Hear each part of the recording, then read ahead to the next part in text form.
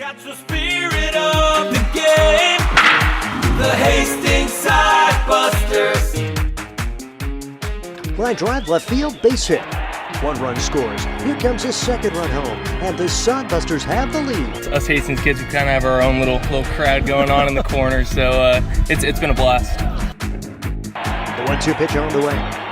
Called strike 3, and the Sodbusters are out of trouble in the 7th. I kind of get what's expected, and we're supposed to do it the right way, everything else, but at the end of the day, it is summer baseball, and we're here to improve every day, but also have a lot of fun. Sodbuster Baseball. Previously in the summer, I got to play with a kid from Japan, so that's a cool connection there, and it's just nice getting to know everybody and seeing what they like, kind of maybe they show me something that I'll like and enjoy and take on for the rest of my life. You never know. Swing and a miss. And the Hastings Sodbusters got one for the 3rd time in a row. You got to make sure you have your composure and stay true to who you are up there. You got to be able to know what kind of baseball player you are, and you got to play to your strengths. The Hastings Sodbusters. It's home away from home for the Hastings Sodbusters as they get an opportunity to play a home game at nearby Ryder Park in Grand Island. Little different field than Duncan Field, as it is a much smaller park, but probably maybe more comfort level, particularly for the offensive players on this Hastings Sodbuster squad. Very similar to a lot of the parks that Sodbusters play at on the road. So we'll have to see how it goes today as Hastings and the Badlands Big Stick square off. These two teams just met in Dickinson, North Dakota in a 3-game series. The Big Sticks able to sweep Hastings. Then they both get in their respective buses, come all the way back to central Nebraska. They'll play 3 more games over the span of 2 days. Today, and then a doubleheader back in Hastings tomorrow. And then it's the season finale series as Fremont will be coming to Hastings this weekend. But if you're in the Grand Island area, come on out. A rare chance to see the Hastings Sodbusters and the Badlands Big Sticks. Badlands fighting for its playoff lives as they probably need to win out and get some help over the final 6 games of the season. We'll have a fun pregame, as we'll hear from Ryan Valenta. He will interview Jacob Nesvara. But when we come back, get the perspective of pitching coach Vinny Carone. This is Sodbuster Baseball. Are you tired of lousy internet and faceless customer service? It's time to experience local, honest, hassle-free, and exceptional. That's the Allo promise. We not only provide crazy fast fiber internet, crystal clear TV, and dependable phone service, but we choose to become a part of the communities we serve and love when everyone calls or stops by our store to say Allo. So don't settle for mediocre, settle for exceptional with Allo. Visit us at allofiber.com/local. Hi, I'm a baseball umpire. Now, my job can get pretty stressful. I have to keep my eyes open at all times, and if I don't make the right call, people boo me. So to relax, I visit a Nebraska lottery retailer like this one and buy some scratch tickets. It always calms me down. Hey, you cut in line. I did not. All right, you're out of here. Hey, he didn't cut. All right, you're out of here. I feel better already. The Nebraska Lottery. Top prize odds vary by game. This is Sodbuster Baseballs. We have an opportunity here from Vinny Carone in advance of the matchup with Badlands. I guess, first of all, tell us about the road trip, long old road trip, and 3 losses. Tell us a bit about how the guys played in a kind of a shorthanded crew. Yeah, it was a tough weekend. I think a lot of it came down to just running out of pitching at the end of a couple of the games. We were in all 3 of them, had the lead late in one of them, and then kind of tied it late in the 3rd one. And just unfortunately ran out of pitching, and the wheels kind of fell off in the last couple innings, which is tough, but a little bit to be expected. You can't lose sleep over things like that. But I think today we have a lot more pitching depth. Hopefully our bats continue to do what they did this weekend. I thought we hit pretty well against some good pitching. So hopefully we continue on that trend, and then we have the guys to finish it off today. And you had an opportunity to throw a couple different guys out there. Anthony Chavez, and how about Nick Jones? 2 scoreless appearances for him. Yeah, Nick Jones might be our number 1 guy now. I don't know. 2 innings pitched, or I guess maybe an inning and 2/3. I don't know exactly what it was, but came in through strikes, gave up 1 hit, which I know he's losing sleep over. I know he's stressed about that 1 hit. That kind of cost us the game. But other than that, just kind of just throwing it over the plate and letting the hitters get themselves out. It reminds you that hitting's the toughest thing to do in sports. If you try to make it simple, usually good things will go your way. How long had it been since Nick Jones had taken the mound anywhere? Probably high school would be my guess. I don't know if I got an answer from him, but he definitely hasn't done it in college. And how much of that was planned on the way? How much of it was during the game? Who do we have? I mean, did you know that you could see Chavez and you could see Jones during a weekend? Yeah, I think we kind of had Xavi in mind. We had heard that he had maybe thrown in high school a little bit and was actually a pitcher. He came in and did fine on Friday night, and then he kind of threw a lot of pitches in his inning, so we didn't want to throw him out there for a second. And it was kind of looking in the dugout who can throw, and Nick Jones was like, I'll throw, and he's the 5-year veteran. He's been around the Sodbusters for a while, so we're like, you know what? Jonesy, go out and do it. Give us your best, and 3 up, 3 down, and then we brought him out again in the last game because we didn't have anybody else to throw, and he did it good again. So, yeah, just kind of spurred the moment. And, administratively, it's so hard to keep track of these pitch things. I know you 3 pitches over, and so Joel has to set out 1 game, and so now you're the head coach today, and the new field. Talk about the opportunity to play at Ryder Park. Yeah, it's a good opportunity. Maybe get some different fans spread out a little bit to Grand Island, and they can get to see the Sodbusters a little bit. So hopefully put on a good show. We play our game like we've been playing the last couple weeks. We play good ball and give a chance to put on a show for the fans that maybe don't always make it out to Hastings. Did the guys, have you stressed them to take the same approach just like Duncan Field? I mean, sometimes they see a short fence and they may try to overswing. Yeah, I think this field resembles more of the away game fields that we play on, which I think record-wise and statistically we've actually probably fared better at those fields. And it's no secret that Hastings is a tough place to hit at. So I don't think there's any change of approach. Just continue to have good at-bats. We're not a team that really swings and misses a ton unless maybe there's a really good arm out there. So I think the approach stays the same, like you said, harp on that. And then go out and just play baseball the way we've been playing. The game doesn't change just because the fences are in a little bit closer and the stands look a little bit different. It's Vinny Carone, acting head coach for the Hastings Sodbusters. This is Sodbuster Baseball. There's nothing like relaxing on a summer day. Nothing like taking in a Hastings Sodbuster baseball game. And there's nothing like an ice-cold Pepsi to make the day perfect. Pepsi Cola of Hastings wants to make your nothing like be the best day it can be, whatever the occasion. Enjoy your favorite refreshing Pepsi product throughout the Sodbuster season and make your nothing like memories. Pepsi Cola of Hastings, a proud sponsor of Hastings Sodbuster Baseball. Hastings Sodbusters Baseball's in full swing, bringing you another fun-filled summer of high-level collegiate woodbat baseball at historic Duncan Field. A great way to spend a summer evening with your families at a Sodbusters baseball game. Go online to HastingsSodbusters.com for their home game schedule or to purchase tickets. Hastings Sodbusters Baseball. It's a hit. Got the spirit of the game. The Hastings Sodbusters.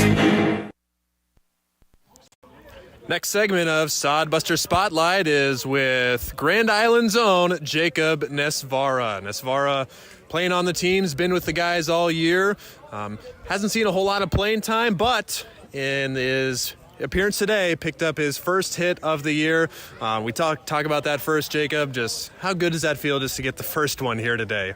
Yeah, I definitely felt good. Just haven't been able to really get it going yet in my kind of limited at-bats this far. So just was kind of looking for that one pitch, and I just kind of took it. Luckily, it stayed fair, so. Twisting towards the line, definitely found the inside part of the paint. But you're a guy who you played basketball and baseball at Grand Island, and as far as it goes to Doane University right now, but hasn't played baseball with them yet. You're kind of transitioning. You played basketball, but you're going to baseball now. Talk to us about your decision to transition from basketball to baseball. Yeah, it was always kind of basketball growing up through high school, and that's kind of what I wanted to do. And then just that college level is a little bit different for basketball, especially. So I just kind of realized it wasn't really for me, and kind of always had baseball in my mind. So just thought I would reach out to the coach, kind of see if that was an opportunity, and yeah, we'll just go from there. So what is the plan at Doane next spring? Are you hoping to get on the team and play ball there? Yeah, definitely. So I'll go through fall ball, kind of show what I got to the coach, and then kind of make a decision from there. So hopefully I can show him that what I can do, and I can get on the team. So first summer ball experience here in Hastings, and you're literally coming just down the road from Grand Island. Just talk about your experience. Like, you've been with the guys every game. I'm in the dugout a lot, and I've never not seen you here. So you're here all the game, and you're a big supporter. Just talk about your experience being with these guys this summer. Yeah, it's been fun just getting to know some of these new guys, obviously from all different parts of the country. So it's been fun to get to meet some new people, and yeah, just trying to have a positive attitude through it. Obviously, it's not as much playing time as I would want, but just trying to stay positive, have that positive attitude for the guys out there, and just trying to do whatever I can to help us win. So we've seen you in the field a little bit and playing first base. Is that your primary position, or are you planning to maybe do something else here? Yeah, it was pretty much always first. Growing up, I was kind of played everywhere. Then got to high school, kind of narrowed it down to first base. So that's kind of the primary position. So as far as baseball-wise, did you grow up always playing baseball and basketball, or when did you start playing baseball? Oh yeah, always growing up. It was always baseball, basketball, a little football until high school. Kind of narrowed it down to those two other sports. But yeah, always growing up, it was always those two. So. And do you have a favorite major league team or a player in the major leagues right now? Definitely the New York Yankees. So a Yankees fan. Yeah, not everyone likes it, but yeah, that's my team. So. And you're from Grand Island. The Yankees are very far away. Got a family member? How'd you become a Yankees fan? Just growing up, my dad, and that's what who my dad rooted for, just kind of latched onto that and just kind of liked him ever since. So. We're getting real deep in here into MLB now, because the Yankees are a team, and the trade deadline coming up, a team that might need to make some moves. It's a very stacked AL East. If you are the front office of the Yankees, what do you think the guys need to get done? Well, first off, definitely need Judge to come back from the injury, but I'd say probably just a good left fielder. That's kind of what they've been lacking, so just kind of a power bag guy who can play defense out there, so that's what it looks like. MLB Mount Rushmore, I don't know if you've seen that before. The guys pick out 4 of their all-time favorite guys. I assume Aaron Judge is on that list. Who else would you put on there? Well, growing up, I played shortstop, so Derek Jeter definitely was a big guy I looked up to, and then just kind of now guys I like Acuna. I think he's definitely electric, a fun guy to watch play. Braves guy, so I like that answer. Yeah. And then I just like to watch a bunch of other guys. Trey Turner's always a fun guy to watch. I kind of always like Bryce Harper being that kind of lefty swing as well. So I'd say those guys are kind of up there for me, who I like to watch. So since you live around the area, have you played any part in helping to get the guys to know the area and kind of being like a local guide per se? Yeah, here and there, just kind of helping them, maybe getting some rides, definitely, for those guys who don't have their cars here. But yeah, definitely just kind of trying to show them around, some spots to eat, stuff like that. So yeah. All right, so when you're not here at Duncan Field and here doing baseball, what are your hobbies? What do you like to do in your free time? Definitely a big video game guy. Spend a lot of time doing that, but then just kind of being around friends, being around family, just kind of hanging out with them. So. As far as Doan goes, education-wise, what interests you and what are you studying academically? So I'm doing a major in business management, kind of not sure what I want to do yet going forward in the future, so it's kind of an area that covers a lot of things, so just kind of trying to figure out what it is that I want to do going forward. So. Do you think maybe you could see yourself as a business owner, maybe like a business manager or anything like that? Do you have like a dream job? If you could snap your fingers and slide into any role, anything come to mind right away? Maybe owning something along sports, something like owning a team, something like that maybe. Just kind of have to wait and see. So, any cool facts, fun facts, party tricks, anything else we should know about you, Mr. Jacob Nisvara? I haven't lived in GI my whole life, so I've always been in Nebraska, but born in North Platte, lived in Lincoln for a little bit, so kind of haven't always been in GI, but that's majority. So I've always thought that was kind of a fun fact. It's a team player, Jacob Nisvara from Grand Island. This is the Sodbuster Spotlight. I'm Ryan Valenta. Let's face it, we move our bodies around a lot. And sometimes things happen. A tweak, twist, pull, strain, ache, or pain. At Fisk Chiropractic and Sports Care, their goal is to restore your mobility, keep you moving, and ensure your rehabilitation is effective, efficient, and stress-free. Do you suffer from headaches and neck pain, lower back or sciatica? Call Fisk Chiropractic and Sports Care today. Start to discover wellness through chiropractic care. Fisk Chiropractic Sports Clinic.com. Start feeling better now. Hastings College has reimagined everything. As a sophomore, you'll spend part of a semester studying abroad, and they'll cover the cost. Recognizing it's a digital world and how you learn, they'll give you an iPad Pro and Apple Pencil. Tools that'll help you engage, whether you're on campus or in Paris. Plus internship opportunities and professors who mentor you. Hastings even provides books. At Hastings College, you'll go somewhere. Go to hastings.edu/discover for more. Welcome back to Ryder Park, Grand Island, the site of today's Hastings Sodbusters matchup with the Badlands Big Sticks. First game of a 3-game series. Two teams will play a doubleheader at Duncan Field tomorrow. We'll have to see how it goes as the squad from Hastings and Badlands are getting set to go this first game of the 3-game series. As Hastings coming off a 3-game sweep at the hands of the Big Sticks, falling 8-0 Friday, 6-5 Saturday, and then 9-6 Sunday. Ryan Valenta joining us. It was a very entertaining weekend, but a rough weekend in terms of wins and losses. The 5-game winning streak is a distant memory now. It is, and it seems like that we were going to be riding high forever, but the Sodbusters, they ran into the buzzsaw of the Big Sticks, who, like you mentioned, Steve, pregame still fighting for their independence playoff hopes as they need to win at least 4 games and have some help from the Casper Spuds to catch them, but a very good team. If there could be an alternate name for the Big Sticks, I'd say the Big Arms too. They are a team that does not walk very many people and they strike out a lot of guys,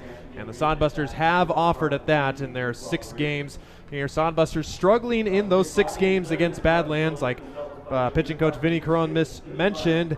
We had some close games in the series. We had the lead in one series and tied it up in another game, but ultimately not able to win any of those. Sodbusters just scoring 19 runs in 6 games, while the Big Sticks scoring 56 runs in the 6 games. So Sodbusters, just like the Fremont Moo, just a team that has not had the answer for it this year, but kind of it is a home field game, but kind of a neutral field for both teams as we play in Grand Island today, and with a lot shorter of a porch in the outfield. We'll see if the Sodbusters and Big Sticks can play some long ball or get some offensive action.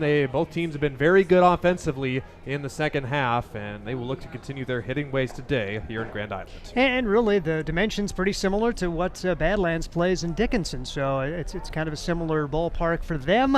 And as Coach Caron mentioned, the Sodbusters going on the road, most of the parks they play in probably more similar to Ryder Park than to Duncan Field. Hastings coming in 7-15 in the second half. They've been eliminated from any kind of postseason possibilities. Badlands 13-10, and they are 3.5 back of Casper. Casper 18-8 as the rest of the second half standings. Fremont, which won the first half, 12-12. Spearfish 12-14. Oahe 9-16. Hastings 7-15. You hope the Hastings can at least catch Oahe over the last final 6 games of the regular season. It's going to be a lot of fun tomorrow. Doubleheader between these two teams, but Ryder Park is the site for today's matchup between the Hastings Sodbusters and the Badlands Big Sticks. Take a look at the starting lineups. First of all, for Hastings, they will lead things off with Taylor Gill. He'll start at second base. Batting second is the center fielder Lane Shires. Cale Jensen plays left field and bats third. Marcos Cabran is back in the lineup, did not make the trip to Dickinson. He got a rare weekend off. He's played most of the games this year for this Hastings Sodbuster squad. He's doing the catching for the Sodbusters. Nick Jones, the newfound pitcher for this Hastings team, does the DH job today. We'll talk more about Jones and his pitching prowess over the weekend.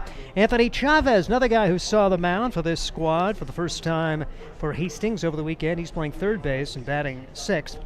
Jaden Stone is the right fielder, Hastings College guy, making his Sodbuster debut. Landon Gaz at first base and batting eighth, and Josh Printer is the right fielder batting ninth. Fred Juden gets the start for the Hastings Sodbusters. For the Badlands Big Sticks, Marcus Abelhausen is the shortstop, leading things off. Troy Berg is at third base and batting second. Keenan Proctor is the center fielder and batting third. Isaac Huddle plays first base and bats fourth. Batting fifth, designated hitter Joe Osborne. Royce Van Dyke is the catcher and he bats sixth. Then it is Cam Uran. He's in left field, batting seventh. Cam Crater is batting eighth, and batting ninth is Balas Buckmaster. He plays second base. Austin Kupik is doing the pitching for the Badlands Big Sticks. Hastings under the direction of Vinny Carone today.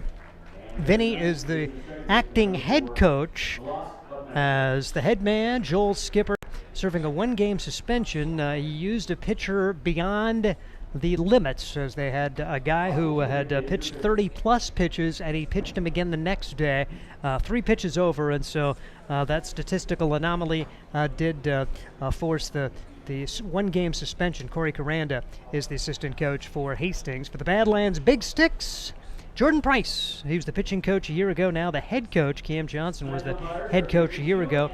Jordan Price in his first year, and Cameron Guevara is the assistant coach. As the game by the numbers, Hastings coming in, a team batting average of .252, a team ERA of 5.78. Badlands, a .259 batting average, so not a great hitting team, but their team ERA for the summer is 3.11. And these two teams against one another, Badlands against Hastings, hitting .299 in the 6 games so far with a team ERA of 1.69. Hastings against the Big Six, 0-6. Has hit only .199, and the team ERA is 9.0 against the Badlands Big Sticks. So those some of the numbers as we get set to bring you the Hastings Sodbusters and the Badlands Big Sticks of this game number 7 of the 9-game season series. I'll tell you what, Ryan, it was so fun at last homestand to see the 5-game win streak. Hopefully they can just kind of regain that magic.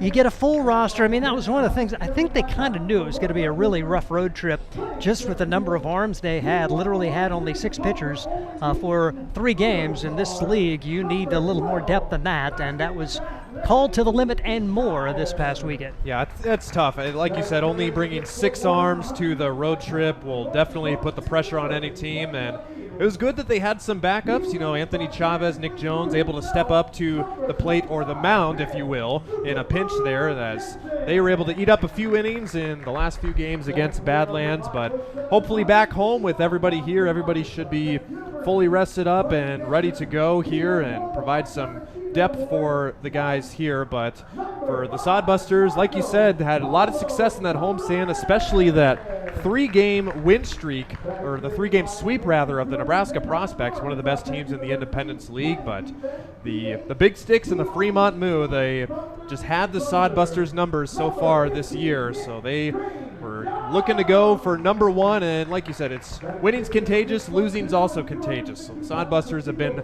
streaky lately. When they're on, and when they're not, they have been falling short on those other games. But some stats to look at too, even though that the Sodbusters were swept in Badlands, Anthony Chavez brings in a 9-game hit streak to this contest. He had a hit in each of the 3 games against the Big Sticks, including a multi-hit game. He's got 5 multi-hit games in that span and 10 multi-hit games on the year. Like I said, Marcos Cabranes, we didn't see him on the road trip. He stayed home. He got some work done, and he told me before the game he's only had about one other full day off this season, so a little bit of a rest for the star utility man for the Sodbusters. And Lane Shires also, who's been hot of late, had his 8-game hit streak snapped, but he had also been on base in 25 straight games. That is just about every game dating back to May 23rd, and the first game against the Big Sticks, he was 0 for 4 and did not safely reach base. So that is a unfortunate end to a very long streak for Lane Shires, who took a couple weeks off for the Sodbusters. We wondered if he'd be back, but he decided he needed a break, and that break sure helped him. He was hitting at just about 300 at one point, seen that average slip down to 266 after that Badlands series. But the Bats, they when they're at home, they've been hot as of recent. We mentioned earlier in the season that the splits, the road and away splits, the road and home splits for the Sodbusters have been so astronomically different, but they have evened out now. Sodbusters hitting very similar numbers at home and on the road. So we'll see what they can get done here at Ryder Park, and it's our Duncan Field home away from home, Steve. You mentioned Chavez, the guy who has actually raised his season batting average to .302, and among the regulars, he is now among the tops with Zach Fatal on the shelf. So it's neat to see Chavez and his performance for this Hastings squad. We're going to take it down to the field for the singing of our national anthem. You're set for our national anthem.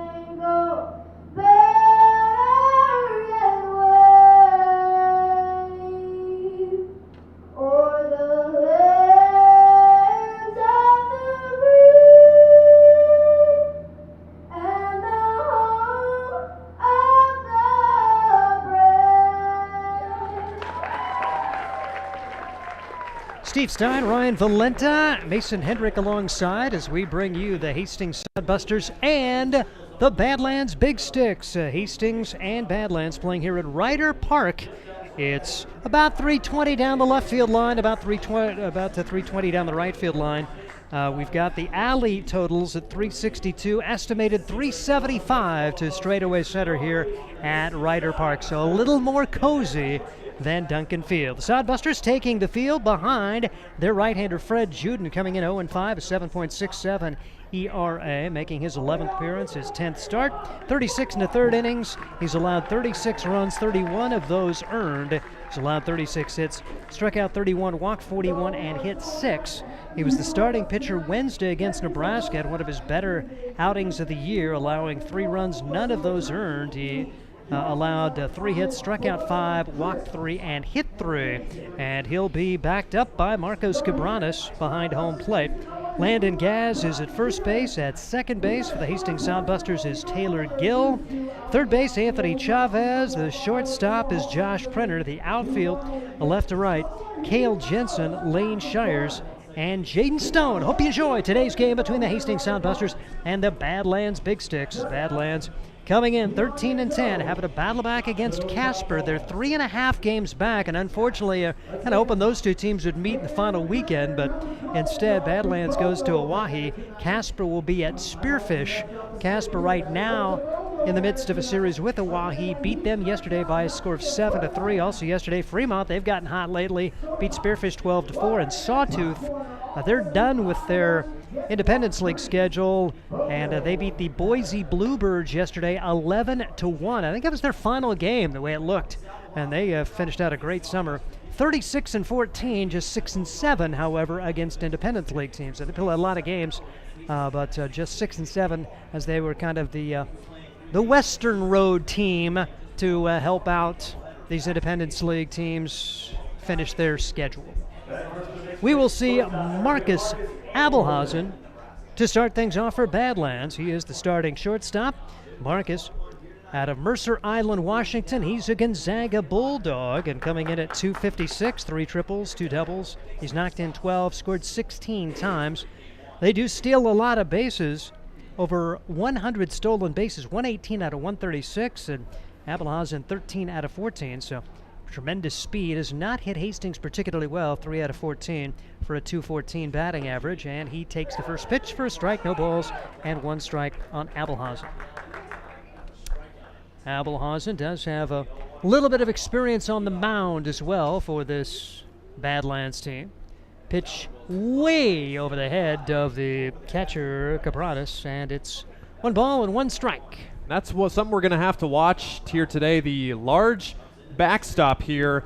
It's not too much larger than Duncan Field, but a big slope down from the dirt to the grass, which could cause some problems for the catchers. And the dirt behind the screen, too, and that screen isn't going to bounce off like the padding behind Duncan Field would, so anything behind the catcher could get tricky. Big swing and a miss there. The count goes to 2 balls and 2 strikes on Abelhausen. Also, all-natural playing surface, used to the perfectly true hops at Duncan Field, not so much at Ryder Park here on the infield.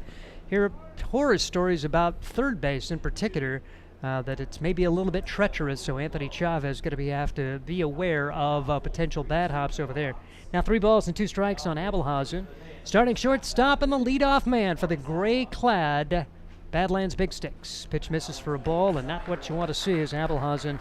Tremendous speed, and he's aboard with nobody out. Troy Berg will come to the plate. Like we've said all season, leadoff walks have been a killer, and for Fred Juden, he had one of his best outings last time against the Nebraska Prospects, but the walks for him have been a little bit of a problem for him, and for him, that is his 12th leadoff walk of the year, and only one of those walks has not come around to score this season. Troy Berg hitting .248, couple of triples. He's got 4 doubles, knocked in 22 on the year. Runner bluffs, does not go, and the pitch taken for a strike. No balls and 1 strike on Troy Berg. Limited playing time against Hastings, as he did have a 2-hit game in the 3rd meeting between these squads back on June 9th, won by the Big Sticks 17-4. Berg fouls this pitch away. No balls and 2 strikes on Troy Berg. Berg, a hometown boy from Dickinson, North Dakota, goes to the University of Jamestown, squad which is in the Great Plains Athletic Conference, along with Hastings College Broncos. Of course, Joel Skipper, the head coach for Hastings College, and doing the job here this summer for the Sodbusters. 0-2 pitch on the way as the runner goes. Pitch taken high, throw down to second base, and it would have been out, but the ball was mishandled as Gill just couldn't quite keep it in. May have been kind of knocked out there as Gill could not pull it in cleanly. Abelhausen gets the stolen base runner in scoring position. It's now 1-2. Yeah, it looked like Gill had the squeeze on that ball, but something from the diving Abelhausen head first just knocked that ball there, but that ball was in plenty of time, and if you're a Cabranes, got to be frustrated there. You had the guy there, but not anymore. So runner in scoring position, nobody out. Top of the first, 9-inning contest here at Ryder Park in Grand Island. The lone game. They'll be headed back to Hastings for a doubleheader tomorrow. The pitch is missing for ball 2, 2 balls and 2 strikes. Kind of nice for both these teams to have an extra travel day, so got a little bit more rest after the long old road trip back from Dickinson. That's one thing about it. A lot of times you think, well, one team's got the big advantage. Both of these teams coming from Dickinson, 10+ hours. Pitch fouled away as Berg stays alive. 2 balls, 2 strikes on Berg, as Berg, the second man in the lineup, as the Jamestown guy trying to find a way to get that first run home for the Big Sticks. Big Sticks, it's a salute to Teddy Roosevelt. Speak softly and carry a big stick. Pitch is in the dirt. 3 balls and 2 strikes now on Berg. So Juden has gone to a 3-ball count on each of the first 2 guys, really hoping for a long, drawn-out outing for Juden, and the pitch is fouled away. It remains 3 balls and 2 strikes. And already the pitch count elevated just through the first 2 batters of this game here at Ryder Park. That's a break for the Sodbusters right there. Berg just getting a piece of that there. Definitely swung at ball 4. And see if Fred Juden can take advantage of that miscue by Berg at the plate. 3-2, nobody out, just getting rolling here at Ryder Park in Grand Island. If you're in central Nebraska, say, hey, that's Grand Island. Come on out. Juden brings home the 3-2 pitch. High for ball 4. Oh, boy. Walk, and now Keenan Proctor, a chance to do some damage here early for the Badlands Big Sticks. Yeah, you got to wonder, I mean, yeah, the guys go on the road a lot, but a new mound, I mean, most of the mounds are pretty similar, but going from a dirt, going to a dirt mound from a turf mound can be tantalizing for some players, but Juden's worked himself into trouble and will try to work himself out here. Well, dirt mound as the pitch is fouled away. A lot of foul territory. Chavez over to give it a look and will make the play. That is a large first out as Keenan Proctor pops up to the third baseman for the first out of the inning. Proctor coming into today with a .377 batting average, and that's a big one for Fred Juden. I'm stunned that Proctor swung at the first pitch. Yeah, that's, you know, especially when a pitcher's reeling, I agree, you definitely want to take a few pitches, but if you like it, why not? But you got to do something better than pop it out to third base. But good play by Chavez to keep an eye on that and put that away for out number one. Isaac Huddle bats now, 3-0-2, and a throw back to second. That gets into center field, and Abelhausen will take third.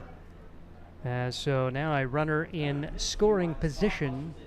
Sodbusters had an error now, as the error will put a runner at third. Still runners the corners now with one out.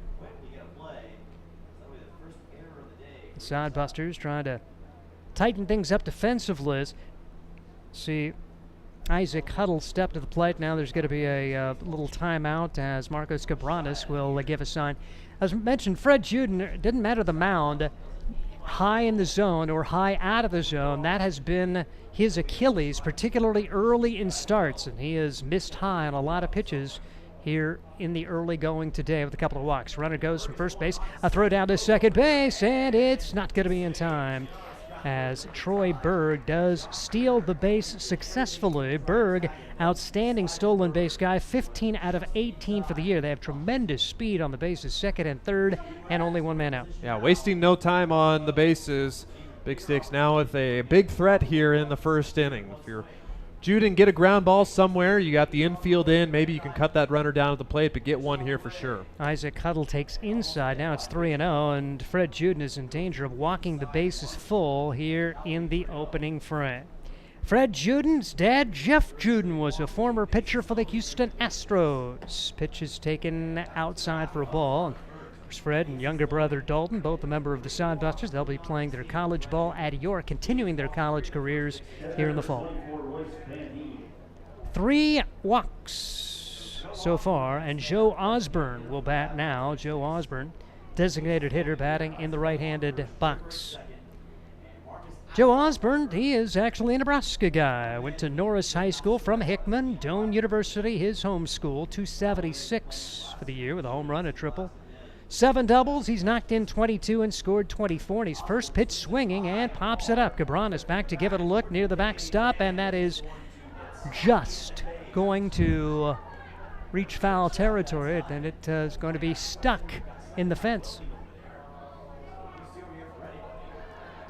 That's a rarity.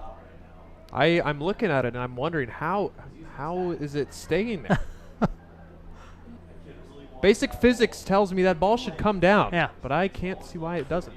Here's a pop-up on the infield, and that is going to be caught by Landon Gaz, and that is a large second out. Again, Osborne swinging at the first 2 pitches after 3 of the first 4 walk, and Badlands going right after it, and Sodbusters will take it. 2 outs, and now trying to salvage the inning is Royce Van Dyne, rather. So Royce Van Dyne coming in at .257, 2 home runs, 10 doubles. He's knocked in 19 and scored 21. He's got a multi-hit game against the Sodbusters, although he's hitting only .231 against Hastings for the summer. First pitch swinging. The balls and 1 strike on Van Dyne. He went 2 for 5 with a double, knocked in 4 and scored twice back on June 19th. That was a big runaway. 17-4 as they out-hit the Sodbusters 15-9 that day. 0-1 pitch, right across for, no, apparently a little bit high. 1 ball and 1 strike, over but high, let's say that. And bases loaded, 2 outs. This would be a huge escape here for Juden if he could find a way to get out of this with no damage done, and now time is called by Van Dyne. Royce Van Dyne for the squad from Badlands out of Pasco, Washington, goes to Lower Columbia Community College in Washington. A lot of Washington ties to this Badlands Big Sticks team. Big swing, no contact, and Juden now a strike away of surviving his first with no damage done. got the swing and the miss on the changeup, the first pitch, and then went to the fastball there. So he's come up empty both times. We'll see if Juden decides with either one of those pitches here. 1-2 pitch. Called strike 3, and what an escape job for Fred Juden. No runs, no hits, 3 men left right at the bottom of the first, no score, and this is Sodbuster Baseball. Are you tired of lousy internet and faceless customer service? It's time to experience local, honest, hassle-free, and exceptional. That's the Allo promise. We not only provide crazy fast fiber internet, crystal clear TV, and dependable phone service, but we choose to become a part of the communities we serve and love when everyone calls or stops by our store to say Allo. So don't settle for mediocre, settle for exceptional with Allo. Visit us at allofiber.com/. Hi, I'm a baseball umpire. My job can get pretty stressful. I have to keep my eyes open at all times, and if I don't make the right call, people boo me. So to relax, I visit a Nebraska lottery retailer like this one and buy some scratch tickets. It always calms me down. Hey, you cut in line. I did not. All right, you're out of here. Hey, he didn't cut. All right, you're out of here. I feel better already. The Nebraska Lottery. Top prize odds vary by game. In the bottom half of inning number 1, Hastings and Badlands scoreless as it'll be Taylor Gill, Lane Shires, and Cole Jensen to face Austin Kupik. Kupik making his first appearance against the Sodbusters, 1-2 with a 2.19 ERA. His 4th appearance overall, his 3rd start. He's allowed 5 runs, 18 hits, struck out 9, walked 4, and hit 1. He's from Mercer Island, Washington. And University of San Francisco Don, Austin Kupik, a right-hander. His defense looks like this. Royce Van Dyne is doing the catching. And at first base, it's Isaac Huddle. At second base, Balas Buckmaster. Third base, Troy Berg. A shortstop, Marcus Abelhausen. And in the outfield, it's Cam Uran, Keenan Proctor, and Cam Crater. See what the Hastings Sodbusters can get done offensively with Gill, Shires, and Jensen. Austin Kupik will be his 3rd start of the season, kind of a newer addition to the roster, made his big stick debut on July the 1st against Casper. In his 2 starts, combined 13 innings. He has taken the loss in both of those starts. He's a tough luck loser July the 10th, allowing just 1 run over 7 innings. Last outing, the 18th, against Spearfish, gave up 4 runs, 2 walks, and 3 strikeouts. And again, tough luck loser there. So not too bad of performances for Kupik, just has been on the wrong end of it so far. And let's see if the Sodbusters can make the big sticks pay for squandering that big opportunity in the 1st inning. Taylor Gill trying to get his offensive mojo back. He did not enjoy the road trip to Dickinson as he takes strike 1. He was a hot hitter when he left, goes 0 for 12 in North Dakota. Has now seen his young season batting average slipped to 220 with 8 runs batted in and 9 runs scored. No balls and a strike. Kupik brings it in, and that is missing for ball 1. 1 ball and 1 strike. Taylor Gill loved hitting at Duncan Field in his early returns, but now in the midst of an 0 for 12 as he tries to get going against this Badlands team. Pitch is taken inside for a ball, 2 balls and a strike on Taylor Gill. Gill, Northeast Community College grad. He is signed with Ohio University from Orem, Utah. So Division I guy for this Hastings Sodbuster squad. 2-1 pitch is outside. Now 3-1 the count on Taylor Gill. Saw Fred Juden walk the first 2 men he faced, give up a 3rd walk of the inning, but survive with no damage done. Kupik shakes off a couple of signs, brings home the pitch, and this one is drilled down the right field line and fair. Gill around first. He is going to make a turn. Here comes the throw, and Gill is going to slide in safely. A leadoff double from the future Ohio Bobcat. Taylor Gill and the Sodbusters have early offense. And that's a good way to break out of an 0 for 17 slump. Gill also hitless in the last game against the Prospects, so he needed that and needed that bad. And how about that? Leadoff double to start things off. Sodbusters looking pretty so far. Pretty so far as there goes the no-hitter in the perfect game on the first batter. Yep. We were thinking that, too. It's going to be a perfect game today. Lane Shires.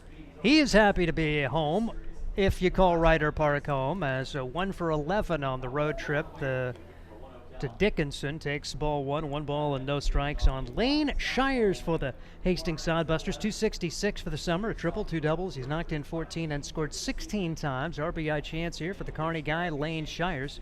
And he grounds this one back up the middle. The pitcher's got it and can't pick it up cleanly, and the Sodbusters will have runners at the corners. That'll be an interesting scoring situation. It was a rocket, and then Cupid chased it down, then mishandled again, and Shires would be at first with Gill at third. Got to think that'd be an infield single. Not an easy play for Cupid. Give him props for flagging that down or getting a glove on it at least. But then again, you don't give Buckmaster at second the chance to maybe get that and get the out at first, but we'll never know. And prime position here for Cale Jensen. Runners at the corners with nobody out. Early returns give Shires a hit. Runners at the corners, great speed and nobody out as Cale Jensen has moved into the team lead and runs batted in. The Central City High School graduate takes strike one as he's batting .283, a team best 5 home runs. He's knocked in 26 and scored 23 times as he is .227 against Badlands for the summer and swings and fouls it away.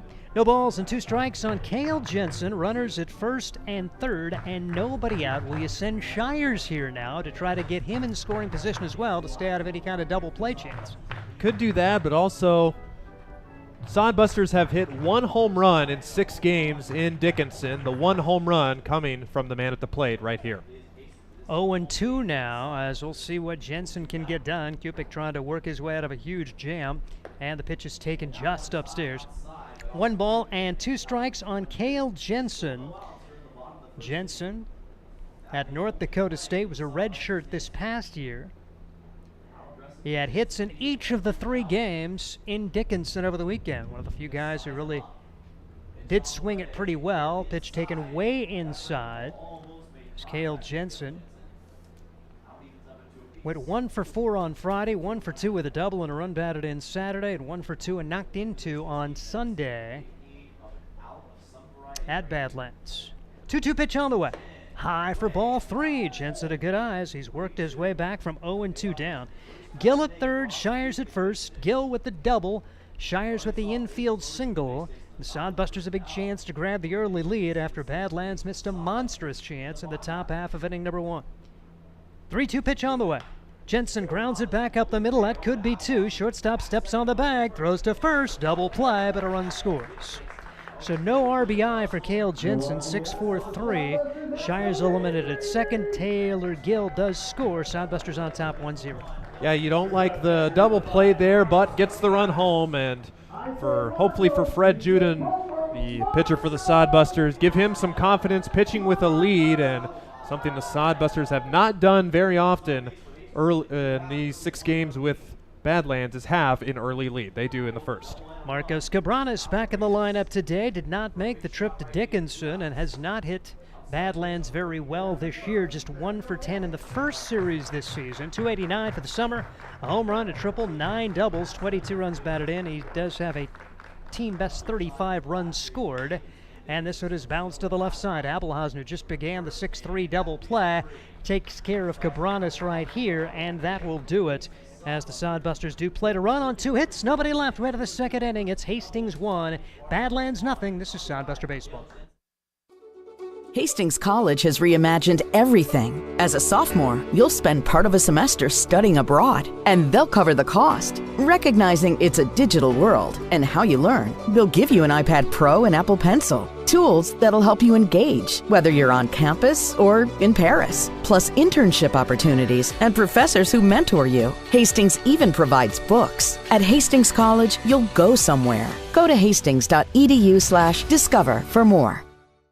Core CPAs is your locally owned, full-service accounting firm. Our team of professionals have years of accounting experience and focus on building in-depth relationships with our clients. Our comprehensive and customized solutions are tailored to your specific needs. We pride ourselves in our commitment to integrity, objectivity, and professionalism. At Core CPAs, we provide tax services, payroll, bookkeeping, assurance and financial reporting, and much more. Visit our website at corecpas.us. Into inning number 2, Hastings with a 1-0 lead. Neither pitcher with a whole lot of command in the early going. Austin Kupik threw 11 pitches in that first. Only 5 of them were strikes. Fred Juden had 19 pitches thrown in his first inning, 7 strikes, but got out of it with no damage done. 3 walks, but gets a huge pop-up with 1 out and then strikes out Royce Van Dyne. 0 on the scoreboard, right? Yep, that's when there's a will, there's a way. Somehow Fred got it done, and in our Sodbuster spotlight, like you mentioned, kind of just finding it early on and being able to settle down early was one of the things that he's trying to work on. And pretty much every start at Duncan Field and now at Ryder Park, that first inning has been, like you said, Steve, such an Achilles for Fred. Hopefully he has some more confidence going forward. First pitch, an off-speeder beauty on the inside corner. Cam Urand is up there now. No balls and a strike on Urand. He's out of Centennial, Colorado. Plays at Metro State as Metro State in the RMAC. And that's a Division II school. And he pops it up into left field. And Cale Jensen makes the play. So 1 out and 3 straight retired by Fred Juden as we have 1 out in the second inning. You mentioned Fred. He is a psychology major, and how many pitchers could be psychology majors? Because, man, how much of pitching is just psychology? And Fred, again, going to be going on to York University along with younger brother Dalton. 1-0, Sodbusters on top as Cam Crater steps to the plate, the right fielder. Crater, 240 for the year, takes strike 1, no balls and 1 strike on Cam Crater. Crater out of Highlands Ranch, Colorado, goes to Tyler Junior College down in Texas. A guy kind of been all over this year. Bouncing ball right side, and that is off the glove of Gaz into short right field. With the dive of Gaz, that's got to be a single as Crater reaches 1 out. The first hit of the game for Badlands, even though they've had 3 base runners. 1 on, 1 out for their number 9 hitter, Balas Buckmaster. So Crater in the 8 hole. You know, since we're playing at a neutral park today, no beer batter today, but from what I heard, a BOGO deal. And so no beer batter today, but the BOGO batter reaches base. So I believe we have a home streak going for the beer/BOGO batter. So a couple more chances to get Crater, but good hard hit single to the right side for him. Balas Buckmaster bats now. He is the player out of Dickinson State from Anchorage, Alaska. Playing here where it's warm. Here's the pitch, and that is smoked to left field. Jensen not going to be able to get there. This one will get to the fence, and here comes Crater. Crater will score as well. High throw, not going to be in time. That's a lot closer than I thought. You think of Duncan Field, one going to the wall, it's never going to have a chance to throw him out, but a little bit closer here, and it is an RBI double for Buckmaster. He brings home the run, and it's 1-1. Badlands gets on the board. Crater able to score all the way from first, and for Buckmaster with the RBI double, and like you said, a lot closer than we thought it might be, but unfortunately the printer cut it off, but the throw just too high. Perhaps a good throw. Cabranes might have a tag on him, but Badlands has evened this thing up in 1. As Buckmaster's 7th double, his 19th run batted in, and back to the top of the order for Marcus Abelhausen. Abelhausen, one of 3 guys to walk in that first inning. Here's the pitch from Juden, and this one's across for strike, no balls, and 1 strike. He walked, stole the base, but was stranded at third. So Abelhausen gets his 2nd plate appearance here in as many innings. 1-1 the score. Saying neither team having their starting pitcher throw more strikes than balls. That could lead to a lot of runs scored, but a quick 0-2 count on Abelhausen. And thus far here in the second, Fred is throwing strikes, but he's allowed a couple of hits after walking 3 in the first. Fred comes set, check of the runner, and brings it home. And this one is hit out of play on the left field side. So Abelhausen down on the count right here. Abelhausen against the Sodbusters, just 3 out of 14 as he stands in the left-handed box. The pitch. Swing and a miss. And a strikeout number 2 for Fred Juden. 2 outs in the inning. Runner in scoring position in a 1-1 game. If it ain't broke, don't fix it. Went to the curveball again there and got a swing and a miss from Abelhausen. And now you have 2 outs and 1 more. Get the boys back out in the box. Troy Berg will step to the plate. Berg, a 2-way player. He's pitched twice against his Hastings team and also has a multi-hit game. And he's first pitch swinging here. A lot of room on the right field side, but no chance there for Gaz. No balls and a strike. Runner at second is Buckmaster. He had an RBI double. Crater scored the run. So a fly out, single, double at the bottom of the order, and then a strikeout for Abelhausen and Troy Berg trying to keep this inning going and give the squad the lead from Badlands. Pitch misses. 1 ball and 1 strike. Each team with a pair of hits, each team with a pair of runs. The Sodbusters have the only error of the game so far. 9-inning contest here at Ryder Park in Grand Island. Here's the pitch. Beauty. Strike 2. 1-2 on Troy Berg. As Berg trying to find a way to keep this inning going with his team from Badlands. A look back to second, the 1-2 pitch, and this one is bounced to the left side. Chavez, a nice play, throws to first in time. Well played by Chavez, over to Gaz, and Badlands turned away. Run on 2 hits, and 1 man left. We head to the bottom half of the second inning. It's a 1-1 tie. This is Sodbuster Baseball. Blue Fork Kitchen features elevated comfort food in a family-friendly, fast casual environment. With a full menu, you can sit down for a nice meal or order online for pickup. From salads and wraps to burgers and steaks, Blue Fork Kitchen has your kind of food. Open Tuesday through Thursday, 11 to 9 p.m., and Friday and Saturday, 11 to 10 p.m., with a special brunch buffet Sunday from 9 to 2 p.m. Blue Fork Kitchen is located in the Cimarron Plaza, 38th and Osborne Drive in Hastings. Like them on Facebook. Sodbuster Baseball is sponsored by Jerry Spady Chevrolet GMC. It's one of the many ways Jerry and Greg Spady, along with their families and employees, have proudly embraced a passion for giving back to the community. The folks at Jerry Spady Chevrolet GMC realize the importance of enriching and improving the lives of their neighbors. They've accomplished this through philanthropy and active personal involvement. Featuring the top new and used inventory in the region and a certified service department, Jerry Spady Chevrolet GMC, 2750 Osborne Drive East in Hastings, or at spady.com. In the bottom half of inning number 2, it's a 1-1 tie as the Hastings Sodbusters getting a run in their half of the first inning, and Badlands coming right back with a run in the second. Hastings getting a double from Gill, a single from Shires, a double play ball from Jensen scored the run, and it's going to be Jones, Chavez, and Stone, the first 3 up here in inning number 2 against Austin Kupik. Kupik battled control issues, but was able to get out of it with just the 1 run allowed. The double play ball was large. Here comes Nick Jones for the Hastings Sodbusters, one of the leaders on this team, the Arkansas Tech Wonder Boy. Hitting .272 for the summer, a couple of home runs. He's got 6 doubles, 25 runs batted in, second most on the team. He scored 23 times as he stands in the left-handed box. He's also been caught in walks for the year. Jensen not only caught him for RBIs, but also is now the leading walk recipient ahead of Jones, who has one of the better eyes on the team. And he swings and misses here. No balls and 1 strike. Nick Jones, first baseman, DH, can do some catching, and Nick Jones put pitcher in his resume now. He's probably going to be giving his Arkansas Tech head coach something to think about.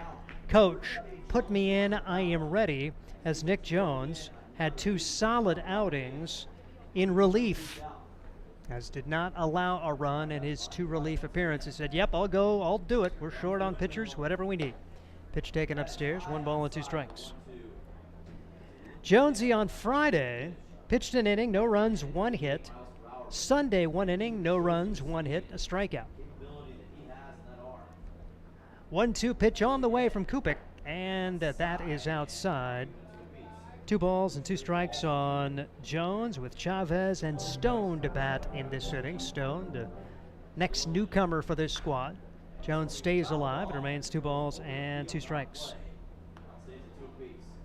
Sodbusters getting a run in the first. Badlands battles right back. Badlands for the year is 30-19. Last season they went 31-27, won the first half of the Independence League schedule. This pitch is missing, 3 balls and 2 strikes. Jones has worked it back to 3-2. They ended up losing to Spearfish 2-1 of the Great Plains Division playoffs a year ago. And Jones takes it the other way, but the left fielder right there has no problems for Cam Uran. 1 out here in the second. Something we've seen all season, Jones going the opposite way and put some solid contact on that, but just enough backspin to hold that up, and easy play for Uran in left field. Here comes Anthony Chavez, another member of that on-the-fly relief corps for the Hastings Sodbusters, and he's raised his season batting average to .302, a couple of triples to lead the team, to go along with 11 doubles. That's most on the squad. 20 runs batted in, 12 runs scored for Chavez. He's also been a rock at third base as he takes strike one. No balls and 1 strike on Chavez. Overall, he's .250 against Badlands, but a very good weekend as he ended up having a multi-hit game on Saturday. 2 for 5 with a double. Pitch is taken for strike 2. Chavez down to the count, no balls and 2 strikes. 1 out, nobody on. It is a 1-1 tie between Badlands and Hastings here at Ryder Park in Grand Island. 0-2 pitch. Chavez stays alive. Really been neat to see his progress, and like I say, guys come, guys go. And he kind of got the starting job when somebody left. And boy, you talk about a diamond in the rough coming to the forefront. Was just looking for his opportunity and his ability to play every day.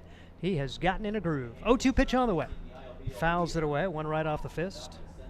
One of the more clutch hitters on this team, as a game-winning RBI or 2 on this squad. And a team which has struggled mightily with 2 outs. Chavez has been pretty clutch in those types of situations. 0-2 pitch as Kupik brings it home, and this one is grounded foul again. Chavez making him work. 1 out, nobody on. Jones worked it full before lining out to left. Chavez hasn't seen a ball yet, but it'll be the 6th pitch of this at bat as he continues to spoil pretty good ones from Austin Kupik. Right-hander versus right-hander here. Sodbusters with a handful of left-handers in the lineup. Pitch way outside, 1 ball and 2 strikes. A lot of left-handed hitters on both teams in this game here at Ryder Park. Chavez out of Oxnard, California.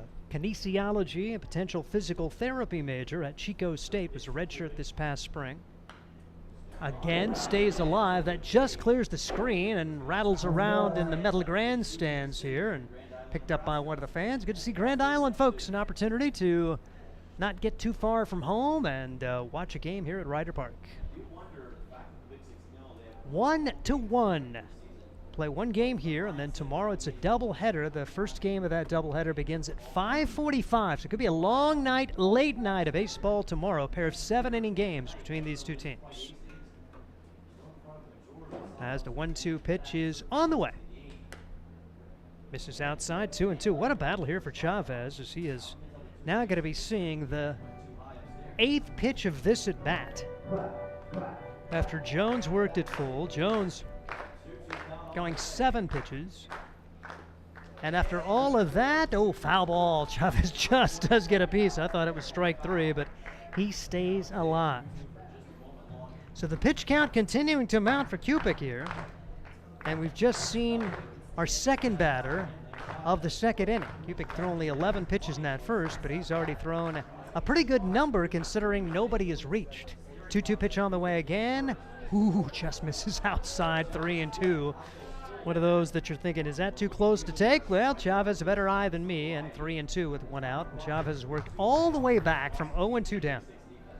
An epic at bat in progress here for Anthony Chavez. Kupik brings it home.